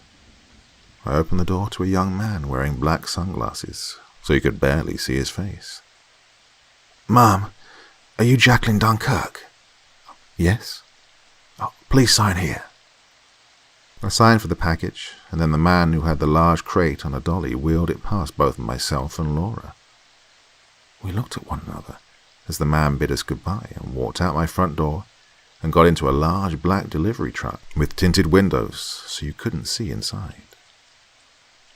I shut the door and then looked at the large crate, which was a bit taller than my icebox. "Ooh, is that your package?" asked Laura. I went over to the box, and on the side it had a red marking that said, "Product of Dulce Laboratories Worldwide." "Oh, yeah, it looks like," I said, confused. "Jeez, whatever's in that is as big as my 2-in-1 laundry unit." She smirked at me. I shot Laura a look, rolling my eyes. I tried to open the crate, but there was no latch to pull. Oh, I think I'm going to need a crowbar. Oh, I think Reggie has one in his toolbox he keeps in the back of my trunk. I nodded, and she ran to her car to get it. When she came back, we used the crowbar to tug at the door for what seemed like ages, and then we got the door off of it. We both stood back in amazement. Holy shit, Jackie. Is this for real? Laura burst out laughing then. So they sent you a sex doll then? I scowled at the thought as I looked at it. Inside the tall crate was a man. He was tall, muscular, tan, dark hair and eyes. His skin was very human-like, not like a plastic doll at all. It looked soft to the touch, but I dared not touch it. I was a bit creeped out by his lifelike appearance. He wore only white boxers, and his front was covered in a very sheer plastic wrapping. I slowly removed it to find that he was stored in a gel-like substance, the consistency of one of those air fresheners. Around his large neck was a set of instructions. I took them in my hand, and then Laura and I both looked at them. Laura grabbed them from me and read them out loud. "Hello, my name is George. To activate me, you will need to press the button at the small of my back. Only you will be able to activate me with the use of your fingerprint." "Oh, no," I said to Laura, grabbing the instructions from her. "This is too much. I'm calling that doctor right now to give her a piece of my mind." Laura looked at me, concerned. "Are you sure? You mean you don't want to see what it's all about, even a little bit?" Tears began to stream down my face, and Laura nodded, taking it as her cue to leave me alone. After Laura left the house, I pulled out my phone to call Dr. Randall, using the direct line she'd provided to me. "Dr. Renee Randall here." "Hello, Doctor. This is Jackie Dunkirk phoning you. Your package arrived about 15 minutes ago. I honestly don't know what to say. Is this a joke?" "No, not at all." "Have you activated George yet?" "Absolutely not." "Jackie, please don't be alarmed. This is a trial. He is a robot that specializes in acting like a real partner. He has a pre-programmed simulation to be a gentle and loving partner through the reproductive process. He is one of our first prototypes, based on our research done in numerous controlled environments and through use of psychological testing. He's designed to be an IVF device that is more personal. Through our research, we have found that most women don't conceive in an unloving environment, nor do they often conceive in the impersonal IVF procedures most clinics currently use. You see, most mothers need to be in a loving environment and have a support system, and through doing this trial, you will help others exactly like you." "This is madness. How does it even work?" "He will learn your routines and help you that way. He will be the man that you need. He is your perfect mate during this process."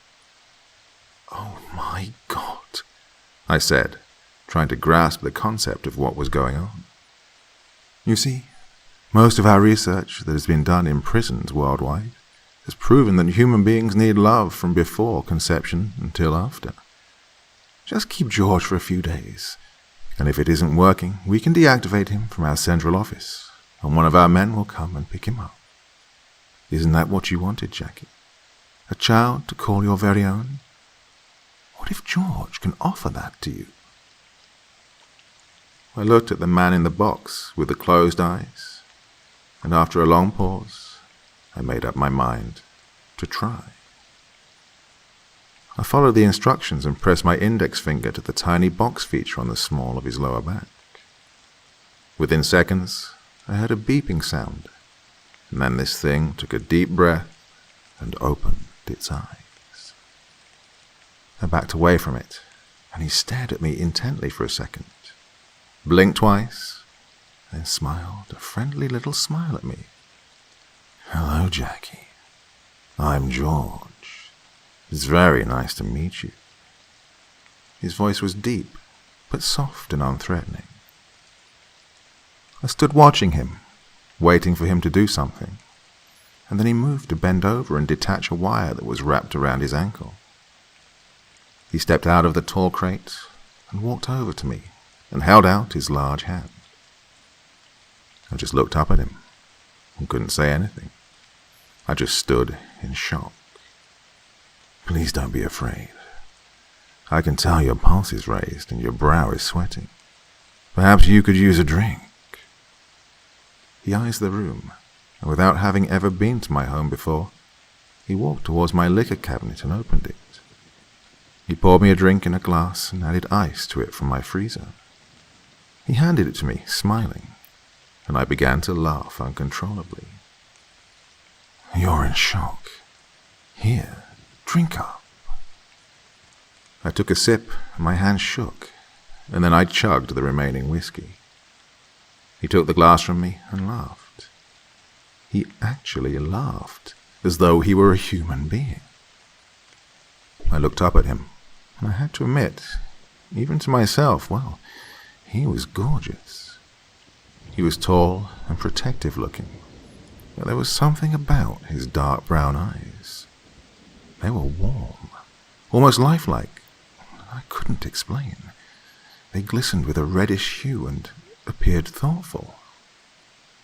I found myself slowly relaxing around him and found that he caught on very quickly to my routine. When I went to work, he had my coffee ready at exactly the time I needed it. My clothes were pressed and hung, and my house was spotless. He was my very own robot maid service. Days passed, and nothing happened between us that would make you ever think that his entire purpose of being created was to help me create human life. We played chess, and I got used to him. It was nice to have someone around after being alone for the last 3 years. Then, one evening, I'd just come home from work when it happened. George was waiting by the front door, watching me intently as he opened it for me. "Hello, George.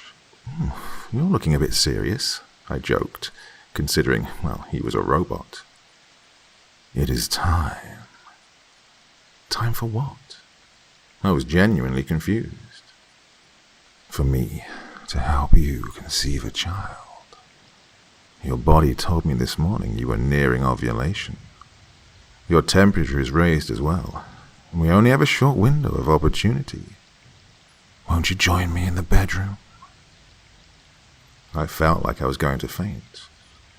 "George, I think perhaps I need to fully prepare for this."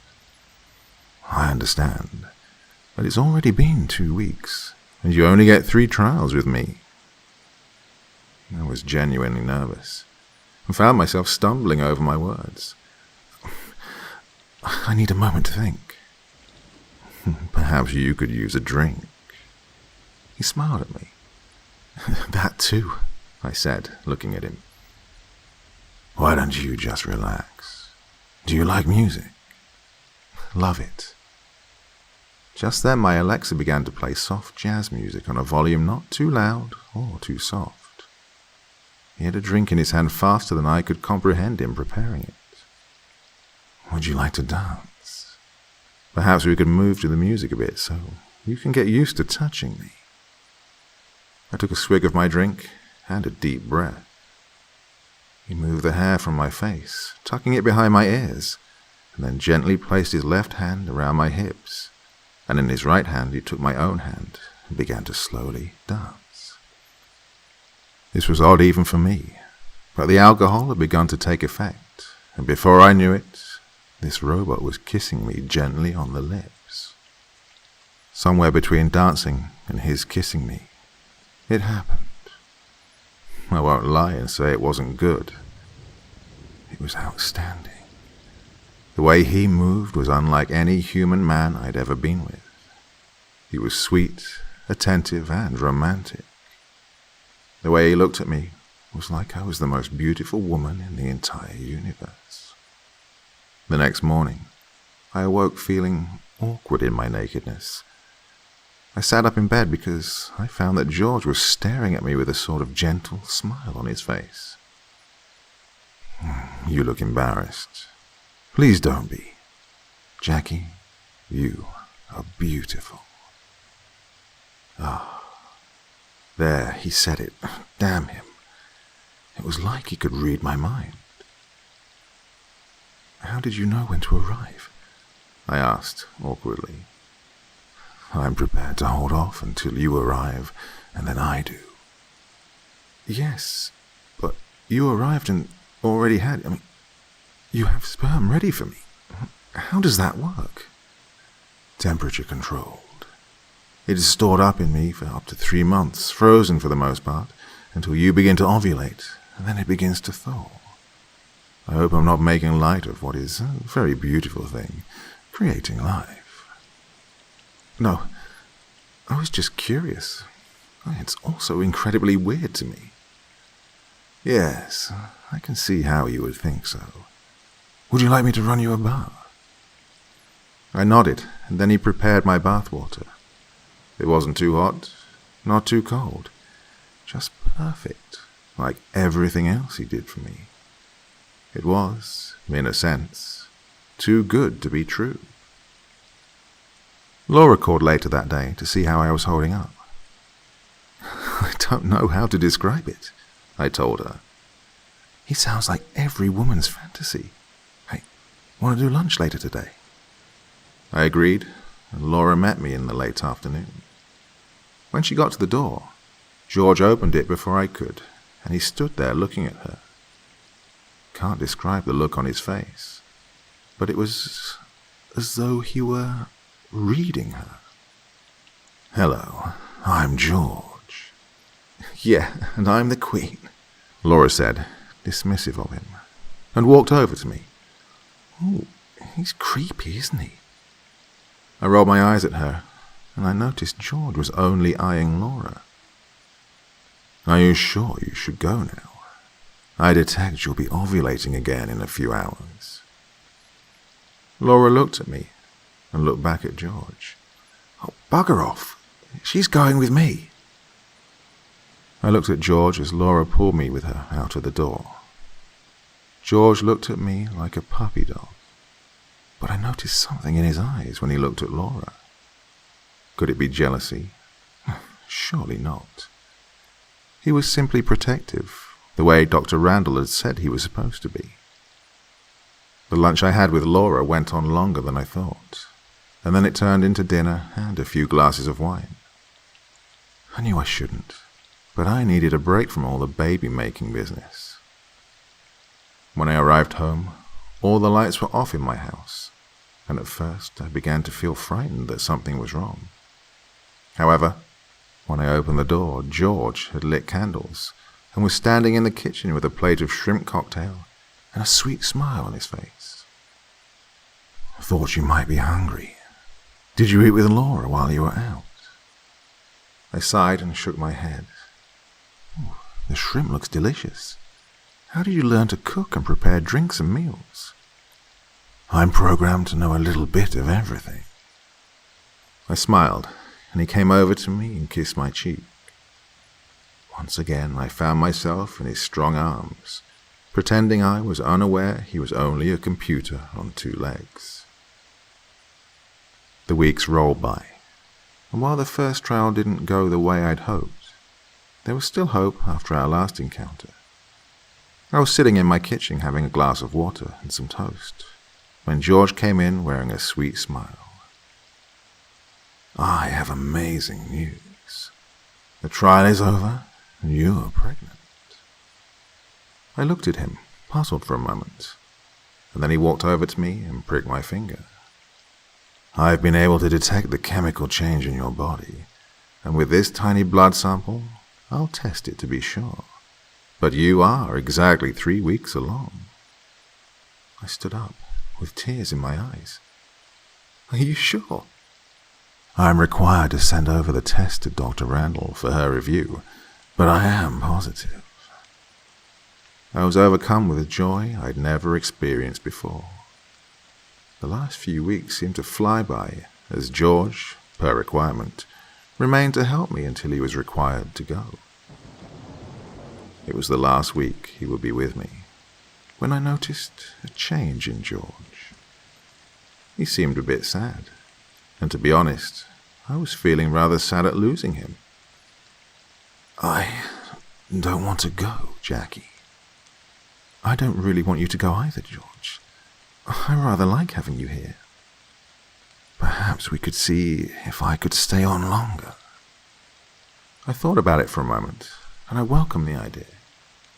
Being alone when you have a child is bad enough, But if George could stay on and help me during the first few months, that would be even better. I went to see Dr. Randall the next day, so I could ask for an extension. No, I'm afraid that isn't possible. Why does he have to go so soon? 12 weeks is all he was programmed for, Jackie. He must be sent back the way he came, not a moment before or a moment after. Someone will be round next Tuesday to pick him up. Dr. Randall was stern about it, and her decision was unwavering. I didn't want George to go. I broke the news to him when I arrived home, but he wasn't very happy about it. I don't have to go. Not if you don't answer the door. I looked at George and smiled empathetically. She said you're only programmed for 12 weeks. But I learned from you, Jackie. I nodded in agreement, and he put his arms around me, holding on to me. It was hard to forget he wasn't a human being in moments like this. He was so soft, so real. Tuesday came, and just like Dr. Randall said, someone came to my house and expected George to be in a nice box just the way he came. To be honest, it felt wrong keeping poor George in a box. We stood by the door watching to ensure the man left. The man hesitated and then walked away, and off he drove in his all-black delivery truck. George high-fived me, and we had a good laugh. That night George danced with me, and we held each other while I fell asleep on his chest. The next morning, I awoke expecting George to be in the room next to me. I got out of bed and walked into the kitchen, but there was no sign of him. When I looked around the house, that's when I saw it. Laura was laying in my backyard. Blood covered my lawn, and the look on George's face was like nothing I'd ever seen. I knew with every fiber of my being she was dead. I wanted to run to her, to help her, to save her. But then he looked up at me. He noticed I was there, and he saw the terror on my face, and smiled at me as though he were trying to comfort me. Jackie, she came here this morning, and she wasn't very nice to me when I told her I was staying. She called me a stupid robot, and I tried to tell her I love you. She wouldn't listen to reason, so I showed her. I showed her and her smart mouth good, didn't I? I ran from George then and grabbed my phone. I hid in the bathroom, locking the door behind me. My hands shook as I tried to dial the number to Dr. Randall's office. I got her voicemail, so I dialed the telephone number that had been provided to me in case there was a malfunction with George. Hello. Thank you for calling Dulce Laboratories. We're here to help the world become a better place one day at a time. Damn you! I screamed into the phone, pressing all the options until an operator came on. Dulce Laboratories, Jenny speaking, a pleasant voice said to me. I need help. I need it now. What seems to be the issue? My robot's trying to kill me, I cried into the phone. I'm sorry, ma'am. I couldn't make out what you were saying. Do you have an item number so I can look up your device? Please help me, I screamed hysterically into the phone. There was a loud banging on my bathroom door. And then I saw it. The hinges on the door were coming undone. Jackie, I did it to help you, to help us. I heard the door handle jiggle, and then I heard what sounded like an electric drill going in the screws on the door.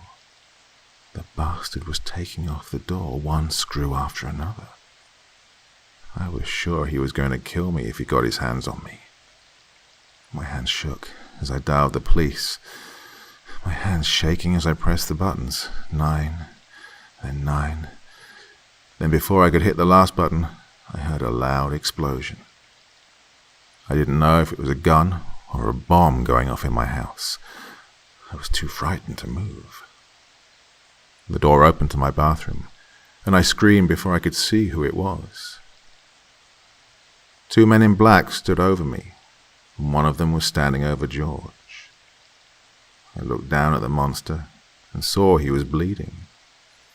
George had blood coming out of him, and it was running into my hallway. I watched the crimson liquid slowly move towards where I was crouched on my bathroom floor. I looked up at the men, one of who was on the phone. "Yep, we got him, but there was a casualty." "Yep, just like the other one," he was saying as he walked away. The other man was eyeing me empathetically and helped me up off the floor. The police never came because Dolce Laboratories had come and cleaned up the mess. They cleaned my house, and they even tried their best with Laura. Luckily for both Laura and I, she wasn't dead. She'd suffered a very bad beating, but was recovering in hospital. Dolce made it look like a car accident. I had so many questions for Dr. Randall. I refused to let it go. Finally, after weeks of pressing her office to get answers about what happened with George, I was granted a meeting. "First, I need you to sign this non-disclosure form before I tell you the truth. We have to be sure that no one will ever find out about what happened." She held out the form, and I signed my name quickly and then shoved it back into her face. "Let me apologize for what happened with George." "I don't understand. I thought you said he was to be protective, comforting, helpful." "George was programmed for exactly a 12-week trial. He was made for women like yourself who were of a certain age, single, in need of a kind soul to make them feel good about themselves. Past 12 weeks, we didn't have a finished script. When you didn't return George, we didn't come in guns blazing to take him back. We wanted to see what would happen. Unfortunately, there are still some kinks to work out." "He was bleeding. How is that even possible?"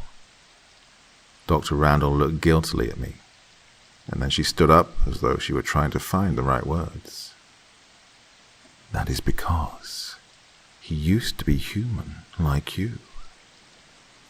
I looked at her, stunned, taking in short breaths to keep myself from freaking out.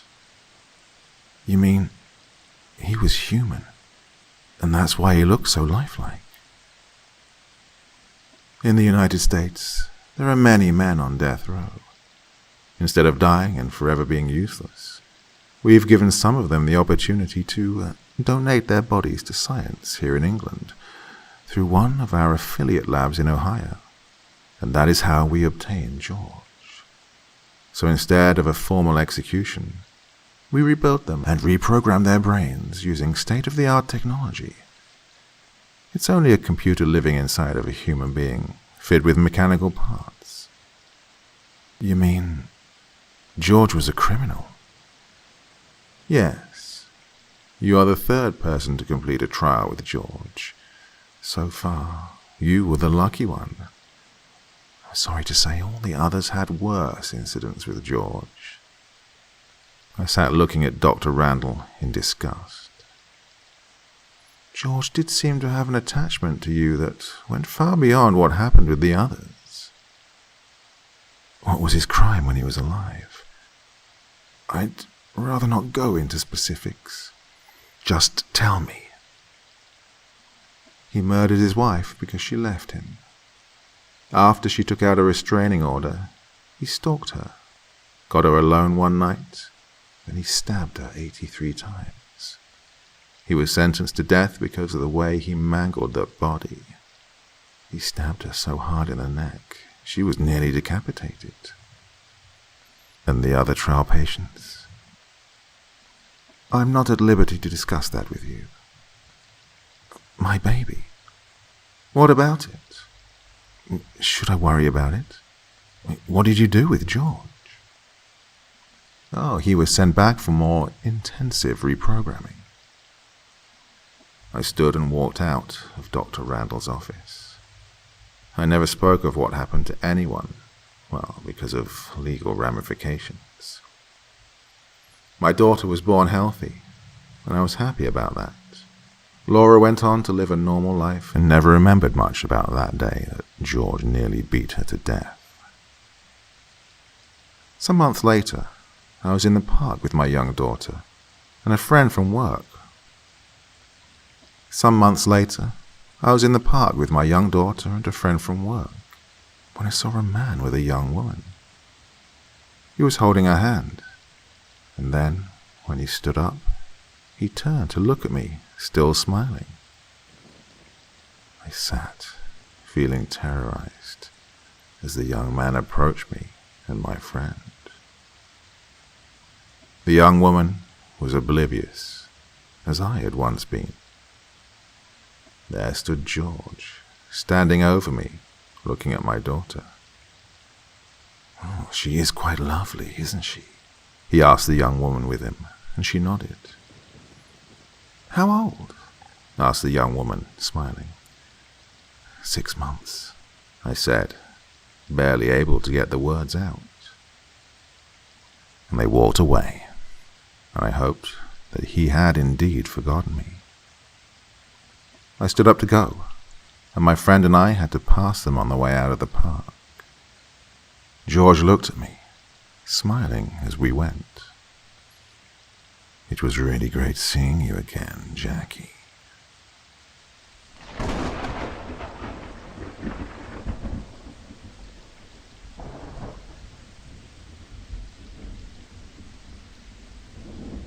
It turns out that the plague is still out there.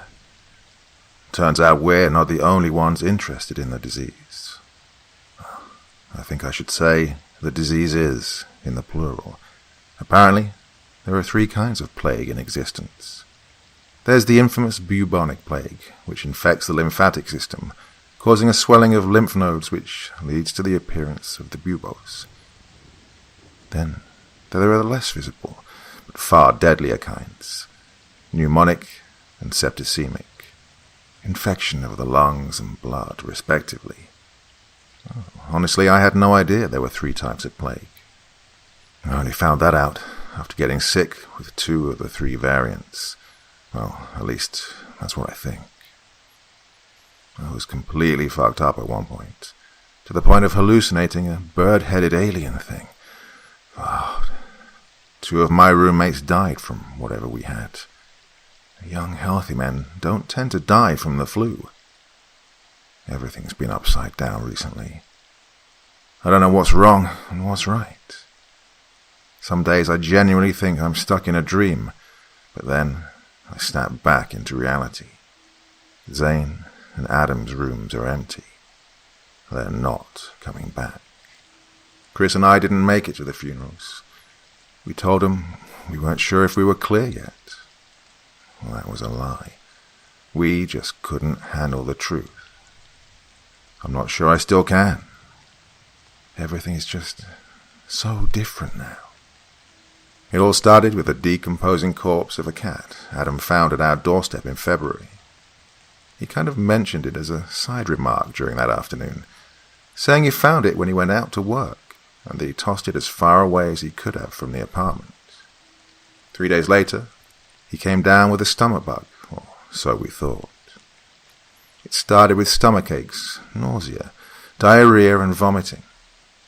Soon enough, he was bedridden, paralyzed with fever. We just thought he was having the flu. It was the season, and there was a massive storm raging at the time. Well, it was so bad we'd even lose electricity from time to time. By the end of that same week, we were all feeling the same supposed flu.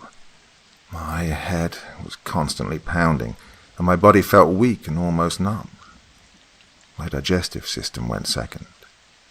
I started vomiting like crazy on the 2nd day of my illness. It was so bad I couldn't put anything in my mouth. The mere idea of swallowing made me throw up.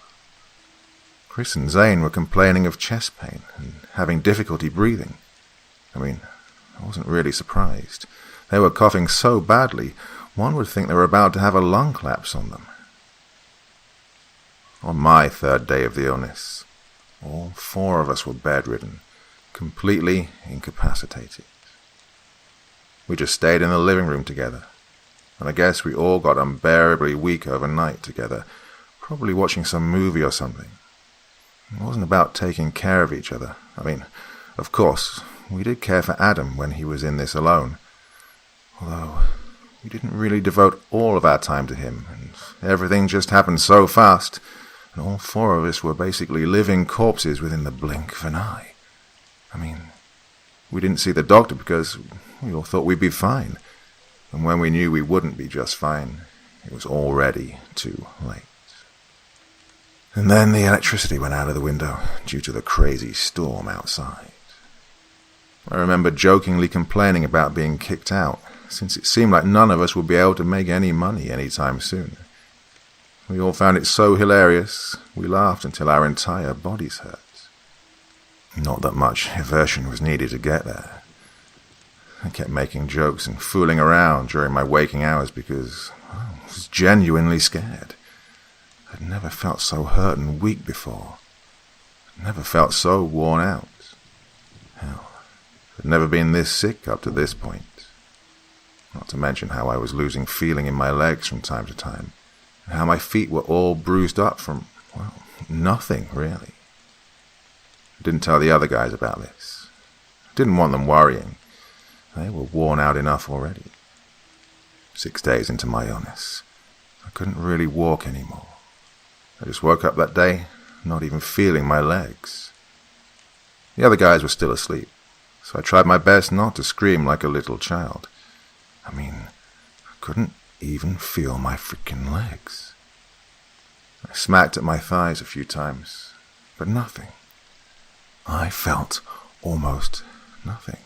I mean, my legs registered nothing. My fist felt as if I'd been beating on a punching bag. I nudged my feet, but they wouldn't move. I had to shift my legs manually off my bed in order to try and stand up. I couldn't get myself to stand up straight. Once I pulled myself up to my feet, I felt dizzy and my legs felt like they were made of paper, so I immediately sat back down. That's when the pain from my wrists came knocking at my mind's door. I feared the worst. The idea that I'd managed to break my arms flooded my mind. I felt my heart race like crazy for a moment. I slowly lifted my hands up and noticed how my wrists were only red and blue. It was only bruising. Only bruising, I thought. I threw myself back down to my bed and immediately felt nauseous again. It was the worst nausea ever. I felt like something was making its way up my esophagus, even though I hadn't eaten properly in a while. So I just threw up. It stung so bad, and my stomach felt like I'd swallowed nails. Everything burned and stabbed inside. I felt like I had a bomb filled with shrapnel in my guts. Obviously, the noise woke everyone up. I didn't pay attention to anything, because I was in so much pain. My whole body was becoming numb with pain. I felt something run down from my nose and onto my lips. I remember running my hand across my face and looking at it. There was blood on my hand. Blood was running across my lips. And then everything started spinning as if I was on a roller coaster. I felt so lightheaded I couldn't even form words in my head. I felt as if I was floating for a few moments, and then I came crashing down hard. My chest seized up as if I was being crushed under a bed of pure concrete. I coughed and coughed and coughed. My throat went up in flames. I know Chris, who was faring the best out of all of us, was screaming something. At least, I think he was screaming. No clue what he was screaming, though. I kind of blocked everything out involuntarily. I was simply focused on getting that coughing fit out of my system. My chest was on fire. My throat was on fire. I felt something sticky coming out of my mouth with each passing cough. It was thicker than sputum. I didn't even think about it at the time. Everything just kind of went grey on me, and I passed out as the screams of my body trailed off into nothingness. I had a million dreams about being operated on by someone. I wouldn't call that a doctor. I mean, he was cutting me up and stuff, but it never hurt or anything. It's like I was just floating above my bed, and this person, this thing, I don't know, it was drawing my blood in a few of those dreams. I don't even know. It felt so weird, as if I was out of my own body. I wouldn't call it an out-of-body experience because, well, I'm clearly alive, and I know that I was just dreaming. Well, at least I think I was dreaming. I woke up covered in a white sheet. I removed it from my face, and the sunlight that came into contact with my skin sent me into a spiral of pain and vertigo. I closed my eyes shut and turned my head away. I was trying to make sense of what was going on. To my knowledge, there was a storm raging outside a few hours ago, and when I woke up, it was sunny. I felt lighter than before, too, and could clearly sense my legs. I was feeling as if a truck had run over me, but still, I felt like I could actually somewhat operate my body. The sunlight was becoming less and less painful on my form, and I forced myself to look around. Everything seemed the same for the first moment or so. Then I noticed 2 white body bags laying where I remember Zane and Adam being when I passed out. What the fuck? I murmured to myself, sitting up as morbid thoughts flooded my mind. A monotone, sort of robotic voice cracked from behind me. It said something weird, in Russian, I think. Oh, I know what Russian sounds like, but this wasn't it. The sound freaked me out. I was wondering all these crazy things. My heartbeat rose so quickly I felt lightheaded again. I was feeling myself slip out of it once more. And the voice spoke once again, in a heavily accented English. "Oh, you awake? Good." I forced myself to turn around as slowly as I could to see this BDSM-looking person, thing, with a bird mask on it. It looked like a plague doctor from the movies, but with a bunch of belts all around it. "You had plague. I'm sorry." The thing spoke again. "What?" I managed to blurt out. I was genuinely convinced it was the angel of death for a moment. "You sick? Very." The creature pointed its finger at me. "I fix," it continued. "What the hell are you talking about?" I said with some confidence in my words, as my breathing became shallower and my heartbeat fastened, making my whole body tense up. The thing lowered its head and poked at something on one of its wrists. "Ah, there," he proclaimed with confidence. "Now, my translator's working properly. I am here to help you recover from a particularly violent strain of the Yersinia pestis, otherwise known as the plague." "I have the plague?" I asked the creature, dumbfounded. "Yes, you had it. Both your blood and lungs were infected, but I've since cleared it out of you," the creature proclaimed once more, pointing. This time it pointed at a pulsating fabric-laced thing that was laying on the floor and connected to my arm by a thin tube. I rubbed my eyes as my headache began subsiding slowly. "What are you?"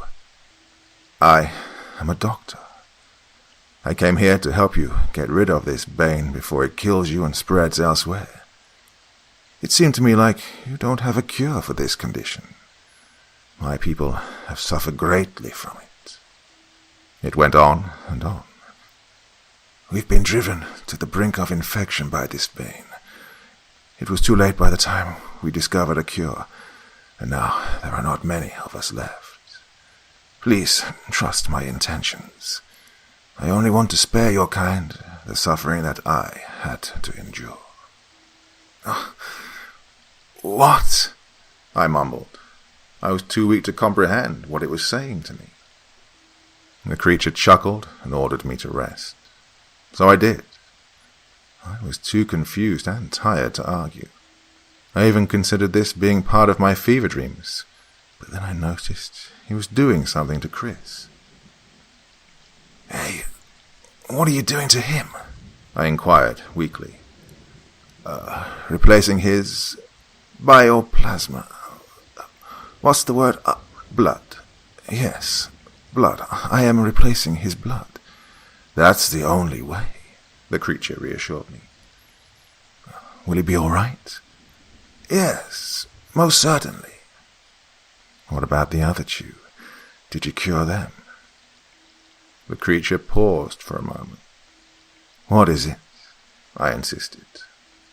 Unfortunately, I didn't make it in time. Once I arrived, they were no longer among the living. I could detect the sorrow in his voice, but it didn't help in the least. I broke down screaming at the creature, needlessly blaming it for the 2 deaths of my best friends. I forced myself out of the bed and clumsily made my way towards the creature, who was standing with his back turned to me. I grabbed this thing, which was taller than me by about a whole head, and tried to turn it to face me, demanding from it to fix my diseased friends. It kept on insisting that it couldn't. I didn't let up, and an argument ensued. The thing finally yielded. Fine, there are your friends, he remarked as he made some sort of movement with his fingers. The sound of thrashing came out from both of the body bags. I turned around to see the body bags being torn apart from the inside. My heartbeat skyrocketed as I was watching the madness in front of me unfold. A blackened arm tore through one of the body bags. Another followed suit, and a blackened, bloated face sprung out of the body bag. It was contorted into an agonized scream, and the stench. God, that stench. I stood there, frozen in shock until my knees buckled and I fell into a puddle of dried-up blood and bile. The second body sprang forth from its body bag and emitted terrible, gurgling sounds. I felt myself get sick again. I wanted to throw up so badly, but there was nothing to throw up. Stop, I begged. I couldn't handle the smell, and I sure as hell couldn't handle the sight. I can't. I feel like I'm going to hyperventilate just thinking about this again. Holy shit. You wanted this, the creature beaconed. I thought, I mumbled. It retorted. I told you. I wished I could fix them, but I cannot. Please, make it stop, please. I burst out into tears. The abominations that were once my friends collapsed back into their body bags, and I crumpled into a ball on the floor and began wailing. The creature didn't utter a sound.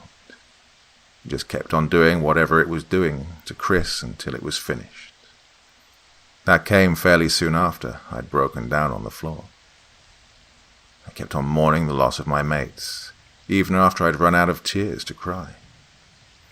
I just rolled around in the organic waste on the floor, talking to myself about how I couldn't believe what was becoming of my life.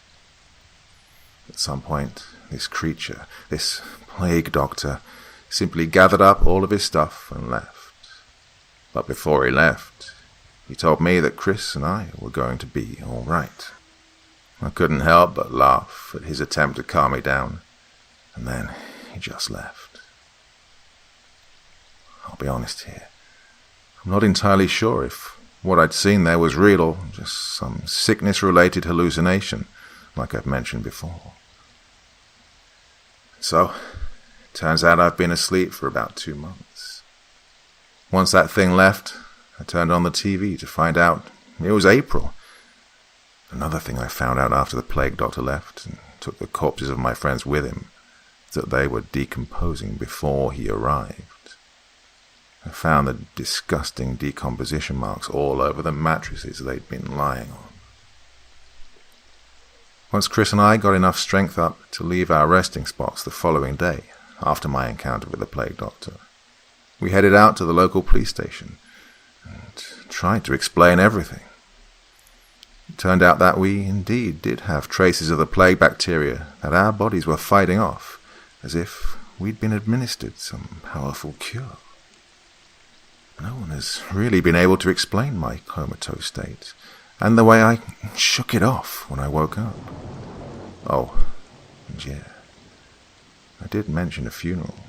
Well, after 3 weeks of searching, the police located the bodies of Zane Garnham and Adam Siniski in a forest clearing not far out of town, surrounded by a bunch of dead animals. And they were all radioactive as fuck.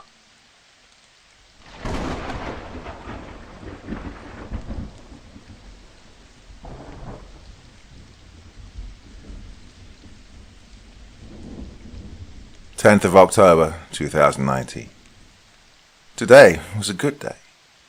Recently all the diary entries were either gloomy, angry, or downright desperate, but not today. I saw my mom walk again. Oh, just the sight of her shaking, grasping for balance as she covers the distance between her hospital bed to the clothes hanger, no more than a meter away. It brought tears to my eyes. It actually made me cry like the neighbor's baby in the middle of the night. It was genuinely just so amazing. 2 weeks ago, I really thought I'd lost her. When she didn't pick up the phone the whole day, this thought that something bad had happened to her just crossed my mind.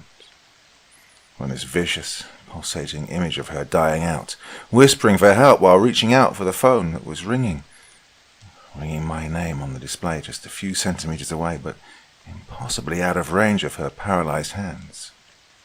When all this was going on in the back of my mind, slowly materializing with every failed call. Every time I would press the green icon and the line would beep relentlessly, lifelessly, I would feel the rushing fear, the chill.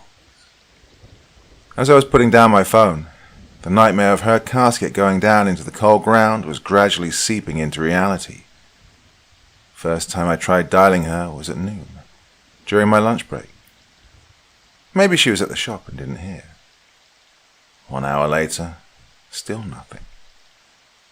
Each and every subsequent try became incrementally closer to the previous one. By 20 to 3, the display read 11 failed calls, and I was properly scared. She was getting old, and I know, old people forget and oftentimes put their phones in places they can't hear them, but this is Mum. No, not her. So I just stood up and left the office. Gary protested, but, fuck Gary. It seems I won't be seeing his stupid face much in the future anyway. I had to go. If I waited until 5, she'd be stuck in rush hour, and if not Mother, then I'd be the one having a heart attack. Thankfully, she lives close to my workplace. The trip is just 10 to 13 minutes in normal circumstances. Run 2 red lights and drive well over the limit, it becomes more like 4. I saw at least 2 cameras flash at me, but my wallet's ready. As I got into her building, everything was quiet. There were no ambulances, no worried neighbors. Even her best friend, old man-eater Lara, even she wasn't out there in the lobby, gossiping about how much my love life sucks. I think my misfortunes with Tina really amused her. Gave her some sort of sick kick. But, well, recently, I've been a fan of the F word, so F her too. I won't be hearing her breaking, screechy, and unbearably annoying voice after I go to China. I pressed the elevator button, but almost immediately realized it's ancient and slow, so instead I rushed up the stairs to the 4th floor. I flew up, and without as much as a breath, I sprinted directly to my mum's door, which was at the far end of the corridor. I slammed my hand on the bell, and then I started hammering on the door with my fist. "Mother!" I shouted, much like a madman, as I was hoping she opened the door with perplexed eyes and one of her trademark dishes sizzling in a pot she held in her hands, oblivious to the worry she'd made me experience. My own hand froze, mid-motion, as I focused my senses, flooding my ears with blood, hoping for a sign that indeed she was coming, that she was all right. In that moment, all I could hear was the most terrible sound of all. Nothingness. Complete and suffocating silence. In that instant, it seemed even the multitude of cars jammed like sardines in a can outside didn't make as much as a squeal or a clank. No, in that very moment, I felt truly alone in this world. My hands were cold, and they were trembling in a way I didn't think possible. I was panicking, out of breath and out of control. It took me what seemed like forever to thread the spare key into the lock. As the mechanism turned, the most terrible images started going through my mind. I could see my mother, dead on the floor, abundant foam escaping her purple, lifeless lips, her body colored in a way that no living human is. In my vision, she looked just like poor old Billy who died in the parking lot 2 years ago. I feared the worst. As I slammed the door open, I resumed shouting, but again, no response. Something was definitely wrong with Mother, with what I can describe as the most sickening and nauseating anticipation I've ever felt. I went from room to room, searching for the one person I genuinely love in this world. First was the living room, but there was nobody there. Next was her favorite place in the house, a sparkling new kitchen that I got her for her 60th anniversary. It did cost a pretty penny, but the smile on her face was so wide and so bright, truly priceless, giving a higher purpose to putting up with Gary, the self-righteous asshole. She wasn't there. I gave a sigh of relief in a momentary lapse of logic. She was somewhere in the apartment and I had to find her, to help her. Hoping it's not too late, I rushed towards the bedroom, passing by the door of the bathroom. It was this very same instance in time that my soul was ripped, cut to pieces by the sight my eyes had seen. My mother. She was there. Her head was resting on the floor and her body was half naked. Blue hue had spread throughout her skin. I collapsed, scrambling to make sense of what was there before me, facing, anticipating, putting my finger on her neck and feeling the faint, resonating pulse of her old, caring heart that had spent far too many beats in my name, for my sake. My whole being was sinking into a deep, endless hole as I reached out towards her. What if there was nothing? What if? That's the scariest thing about it at all. About death. What if this was it? No goodbyes, no time to settle what's left behind. When I die, I want to at least let people know that I was thinking about them in the end. What few words crossed my mind before all the words ceased to be, before I was no more. In that terrible moment of horrible expectations, I felt the one and only thing that could once more bring warmth back to the world. I felt her heart, barely beating through the coldness of her skin. Incredible relief, unfounded exultation. Feelings came to me that I never, ever felt before. I hugged her, giving her some of my own body heat, careful not to push too hard and worsen any fracture she might have. Shaking myself, I called emergency and through tears explained to them the situation. I shouted that they needed to hurry. So many times the operator must still be hearing my voice in her nightmares. The ambulance came in what they claim were a mere 6 minutes, but to me it felt like years. I recalled as I was a child and what me and Mum would do together. I remembered how happy she was when I held my master's degree in my hand. I really wanted her to stay with me. The paramedics arrived. They went through their checklists, and I understood nothing. Is she okay? What's going on? Is she okay? I kept on repeating like a broken radio stuck on the last bit of the cassette, hopelessly going in a loop. They didn't reply.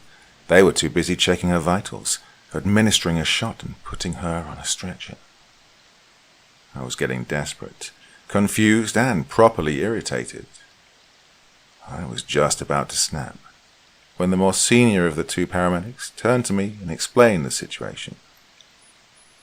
She's hypothermic, but that's likely because she fainted and spent around 2 hours in this state.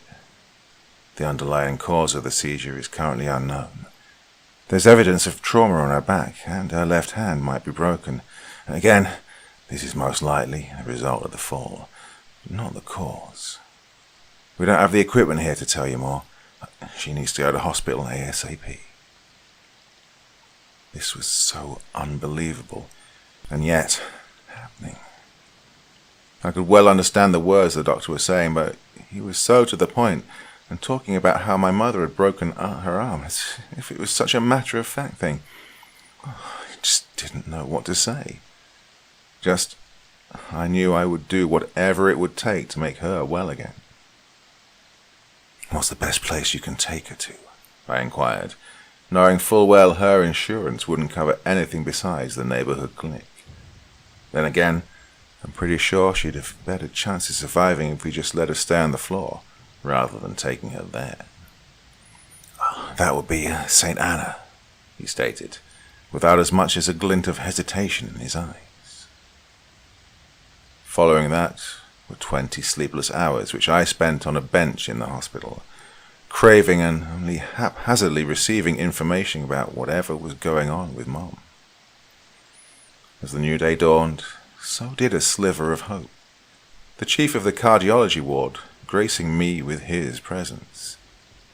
He explained to me in layman's terms that her arteries were damaged and they had to insert stents in them to keep the blood flowing properly. This was all black magic to me, but I rejoiced at the part where he said she'd live and recover. I didn't manage to write a diary entry that day, and as Mum really seems to be doing well, I finally mustered the courage to write about the events that transpired. It all gives Black Friday a whole new meaning, honestly. Fingers crossed, I think the worst part is over. So back to today. Gary was his usual self, that is, a cock. He isn't taking well the fact I got chosen to move to the new office in China, but senior staff deemed he was, I quote, irreplaceable. So yeah, you're stuck, buddy. I hope you rot here and your fat wife keeps on beating you at night. Oh, and speaking about wives, things with Tina are just unbearable at this point. We have arguments every day, even when we don't actually see each other. The whole move to Beijing literally takes all my time and attention, and after I'm done with it, well, then we just never see each other again, and maybe a divorce from a distance. Yeah, I know I'm a coward for thinking this, but I really don't want to deal with her right now. I still have to sell my car, get a truckload of papers prepared, and deposited all over town. Obviously my mum requires a lot of attention too. Not that I blame her or anything, just that it's all too much for me right now. I need a break. Hope they have nice places in China. I don't think I'll be getting the chance to even get a good night's sleep until I land there. Definitely not if Tina continues on screeching all the damn time. I make it a point to never come home before 10, just to avoid as much of her as possible. I had to spend more than an hour at a gas station today, but it beats coming back. Oh, I swear, I feel like she'll knife me in my sleep one of these nights. Just the way she looks at me, there's this intense hatred oozing out. I think she knows what I did. She must. There's not much I can do right now, though. Everything, all my documents, my PC and my bed are in the house we share, and she should be happy she'll get to keep it after I'm gone. That's enough, right? I mean, I'm not saying I'm a gentleman or whatever, but at the end of the day, our relationship is over, and she gets a house for bearing with my sorry ass. People settle for less. Anyway, I'm dead tired. This'll be it for today. Oh, I hope tomorrow goes by fast. 11th of October, 2019. So, something funny happened. As today was Friday, I had to go to the Higher Education Degree Administration because it turns out they have a 10-day period to process requests. So, if I'm to fly to Asia the week after next, I really had to make sure my diploma would be verified by then. I go there. As usual, there's this sizable queue, and having no choice whatsoever, I take my place at the back. Little by little, we move like rats in a lab. The white light on the ceiling buzzes monotonously, much like 100 bees slowly banging their bodies into the glass, dying out in a noisy mess. Step, and then another. But not for long, as the lady at the desk stands up to take a break, the second one within the hour. I notice the very intrusive smell of sweat coming from this guy 3 people in front of me. It makes the air heavy and elusive. I think how much I hate people like him, people who not only have the indecency to skip a bath, but at the same time are arrogant enough to stand in the queue, in my queue. God. Judging by the balding top of his head, he was probably well in his 40s, most likely married. Well, his wife must be happy he won't ever cheat on her. Even a donkey would run away from that stench. My annoyance soon grew into repulsion, and then into scorn. My hands curled into fists. My mind was filled with ideas, images of me doing things to that guy. Things I dare not say. My breath became heavier. I started to tremble. I was excited, and then I was light. My vision failed me, my legs no longer having the strength to prop my body up, and I succumbed to an unexpected, nauseating fall. Someone caught me on the way down, barely able to prevent my head from hitting the floor. I could hear their voices, the distant yet raucous chanting of the men and women in the hall. Some of them were worried, but I felt, most of them were just annoyed. Nobody wanted to deal with a dying man on top of this damn queue. Well, I wasn't really dying. Why did I write that? Whatever. I guess the chronic lack of sleep is starting to take its toll. I could hear Tina murmur something in the middle of the night yesterday. It woke me up, and afterwards I just couldn't will myself back to sleep. I think I'll try the couch tonight. She's giving me those looks right now anyway. I'll just ignore her. She never understood why I write a diary anyway. Hey, if you want to reflect on what you do each day, how come you haven't killed yourself yet? She just said this out of the frickin' blue. You know what, Tina? I just can't be bothered at this point. I feel sick and tired out of my mind. So I'm just gonna sleep, and hopefully this time around, I won't wake up when you're trying to give me the creeps. 12th of October, 2019. Today was Saturday, and so I could spend some quality time with Mother. The doctor said she's recovering like a young girl, and she certainly looked it. We managed to stroll through the hospital park, and man, she got better at walking than she used to be. Or perhaps I just got worse. At some point, though, she said something weird. Son, you should take it a bit easier. I know I caused you a ton of worries, but still, nothing's more important than your own health. No mother wants to bury their own boy. What? I exclaimed, surprised by how unexpectedly grim my mother's words were. I mean, look at this huge strand of white hair coming down the side of your head. Oh, you must be under a lot of stress, no? Morbid chills ran down my spine. For the love of God, I swear something strange was going on. I'm barely 30, and I know I haven't been taking the best care of myself, but I did comb my hair before going out. Well, perhaps a couple of white hairs here and there, but a strand? No, that was impossible. My ears got deaf with the rushing adrenaline. Mum was speaking words, but none of them were reaching me. I had to find my way to a mirror. What she was saying couldn't be true, but I also wanted to pretend like nothing was happening. Not so long ago, her life was hanging by a thread. I just couldn't trouble her. Sure enough, she proposed we rest on a bench, and I was happy to oblige.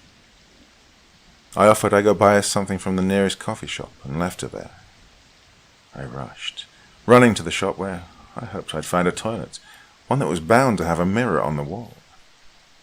Storming in, I felt embarrassed as people turned their heads towards me, but my vexation was stronger than all else. I had to know. I went to the cashier and asked her if they had a bathroom. She looked at me with dread, her own hand trembling on its way to her open mouth. It was as if she saw something truly terrifying. Oh, what is going on with me? No words escaped her petrified expression, but still, she signed with her quivering eyes towards the right. I wasted no moments. I really had to know. I had to see the extent of the damage. I felt this disgusting metallic taste in my mouth as I opened the door. For an instant, I presumed my cardiovascular system had given up and my blood was gushing all out on the inside. Now, the mirror within sight, each and every breath felt harder, heavier. I had to look, but I was afraid because I knew something was off. Something was really wrong with me. I was sweating profusely. My vision was blurry. I was confused, not knowing what sensation to attribute to the fright, what to the ailment that had befallen me.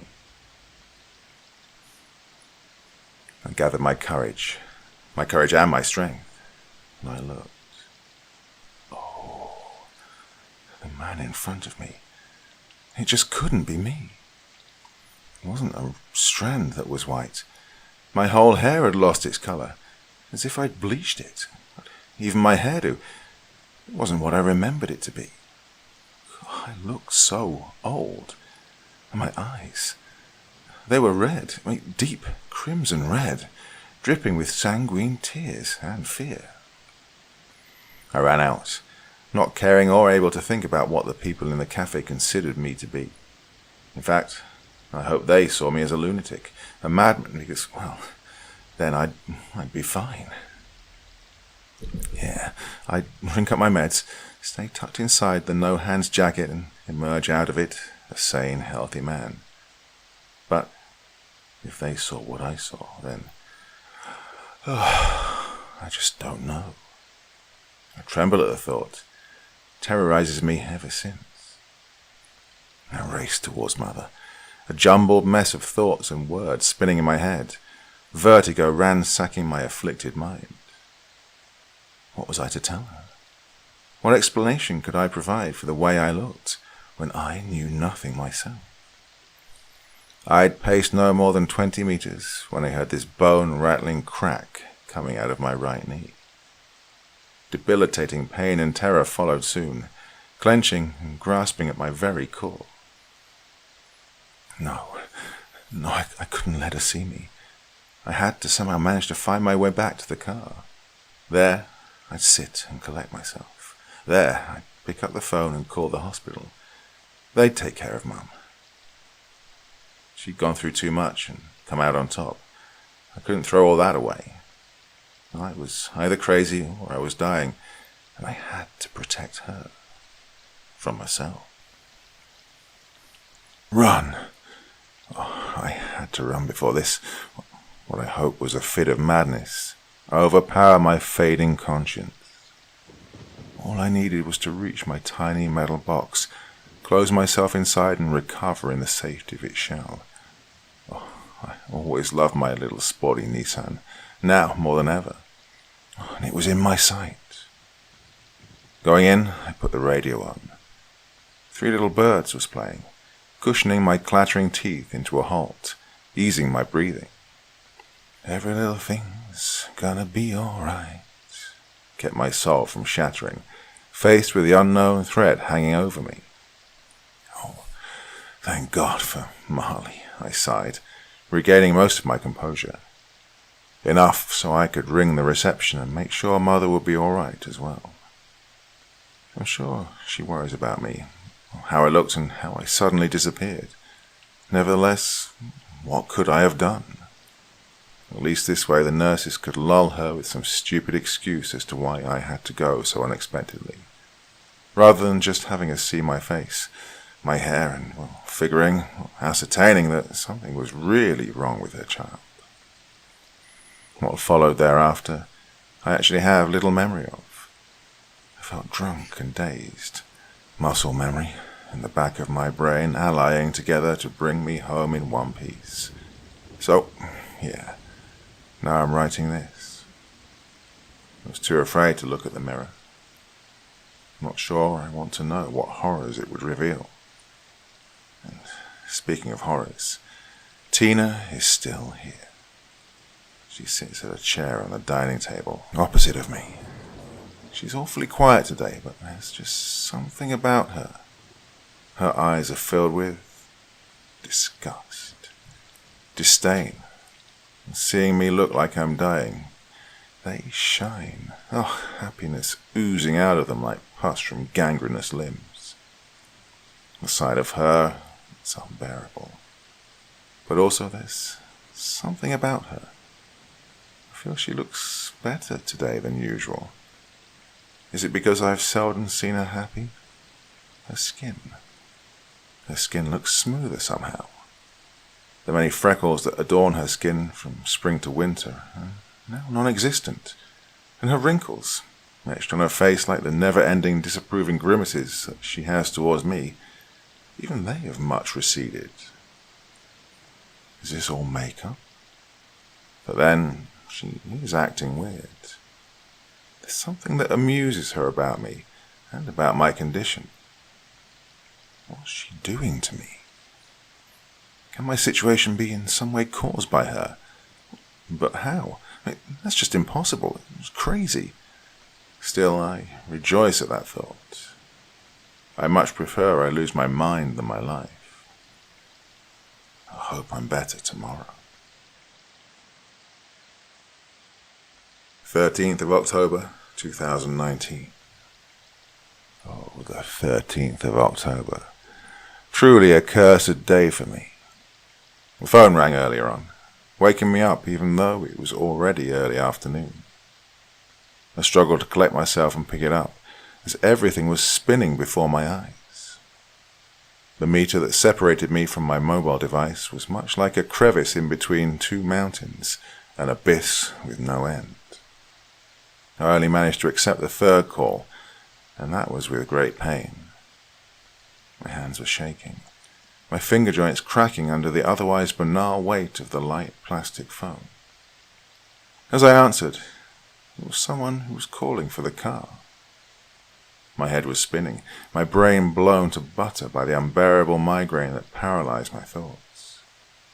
The person on the other side of the line, he was talking, but all he said was muffled, muted by the agonizing pain rushing to my ears. We agreed, I think, that he comes to take a look at it later on today. Now. He's here now. He stands there, ringing at my doorbell. Tina stays behind me, expecting me to stand up and walk to him.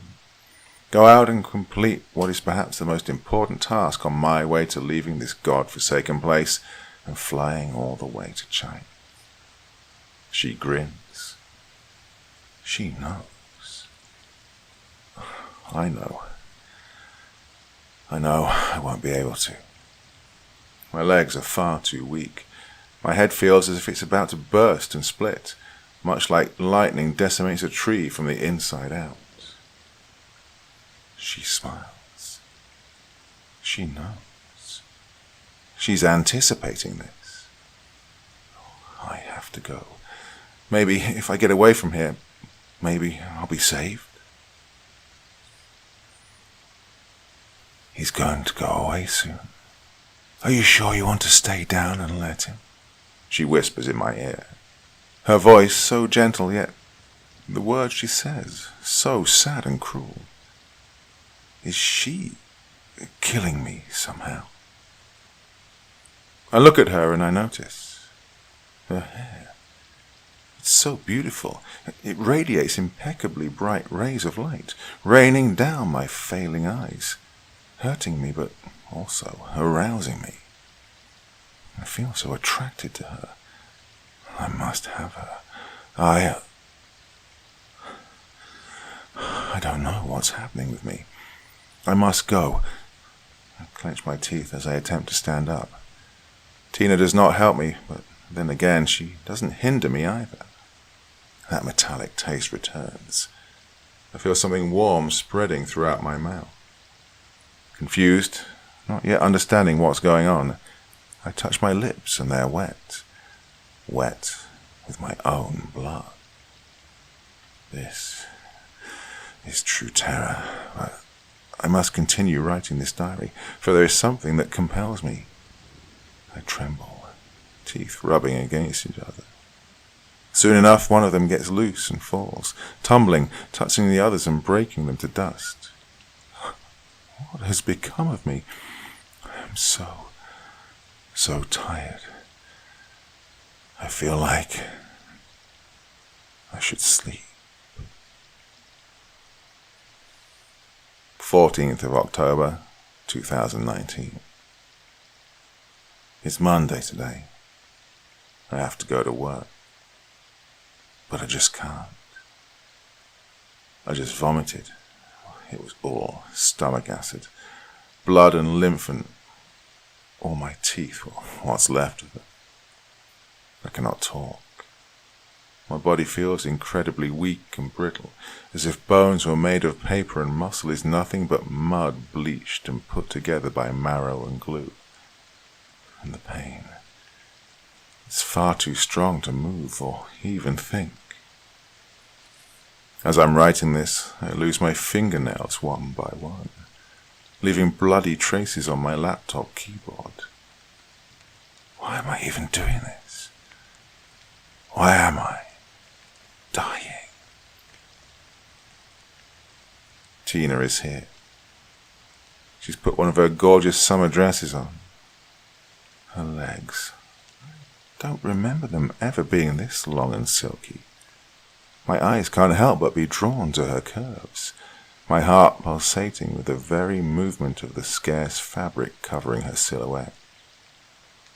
She sports high heels, making her tower above me, casting down a shadow of both insane beauty and deep hatred. Oh, I really want her. She sits next to me. My chest is shaking, the exaltation pressing piercing pain out of each and every inch of my skin. My dear Sam. She runs her hand through my hair. You know you mean the world to me, don't you? I trace the hundreds of hairs fluttering in the air, dancing their last tango with the draft at home. I feel the sharp coldness on my scalp, now bald and dry. However, I feel calm. I have my wonderful Tina with me. I am going to die a happy man. No, please, just let me live. Oh, sweetheart, you know that just won't do. 17th of October, 2019. I could not make a diary entry yesterday, the day before. All my fingers broke. I struggled to breathe. I think this is the end. But I am happy, for I have Tina here with me. She's getting more and more beautiful with each passing day. I so crave her. And I so hate her. It seems a demon lurks in that angelic body of hers. And she is wearing nothing but lingerie today. She tempts me. Her body is tanned and toned to cruel perfection. Her figure more feminine and exciting than any other woman who ever walked the world. I want her so much. If I could, the things I would do to her, but I can't. It hurts. Everything. I just wish I could sleep with her one last time. Before I fall asleep one last time. 19th of October, 2019. Please, if you read this, make sure you don't look at my beautiful Tina. She is all mine. I am all hers. Make sure you close your eyes and be swift when you kill her.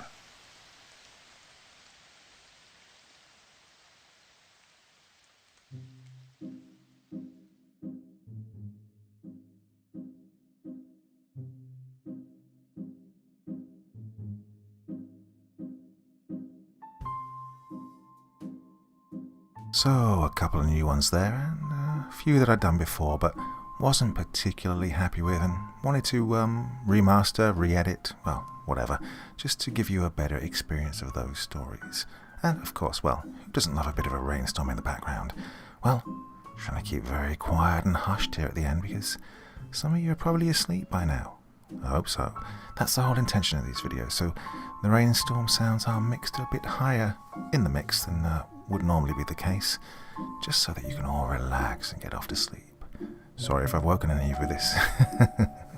Well, you have a great night's sleep.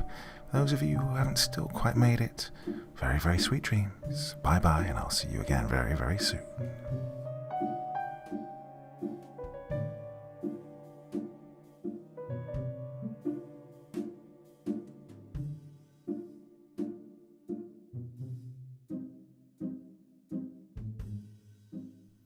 Thank you so much for taking the time to listen to this story today. Really means a lot to me and to the author of the story, of course. Well, if you want to know more about me, I'm pretty much everywhere on social media. You can find me on Facebook, Twitter, Instagram. You can download my music on SoundCloud. I've got a Patreon if you feel like. Throw me $1 or $2. Very much appreciated. And of course, on Reddit, I have a place where you can leave stories if you want me to read one that you've written. Well, hoping to see you all again very soon. Till then, sweet dreams. Bye-bye.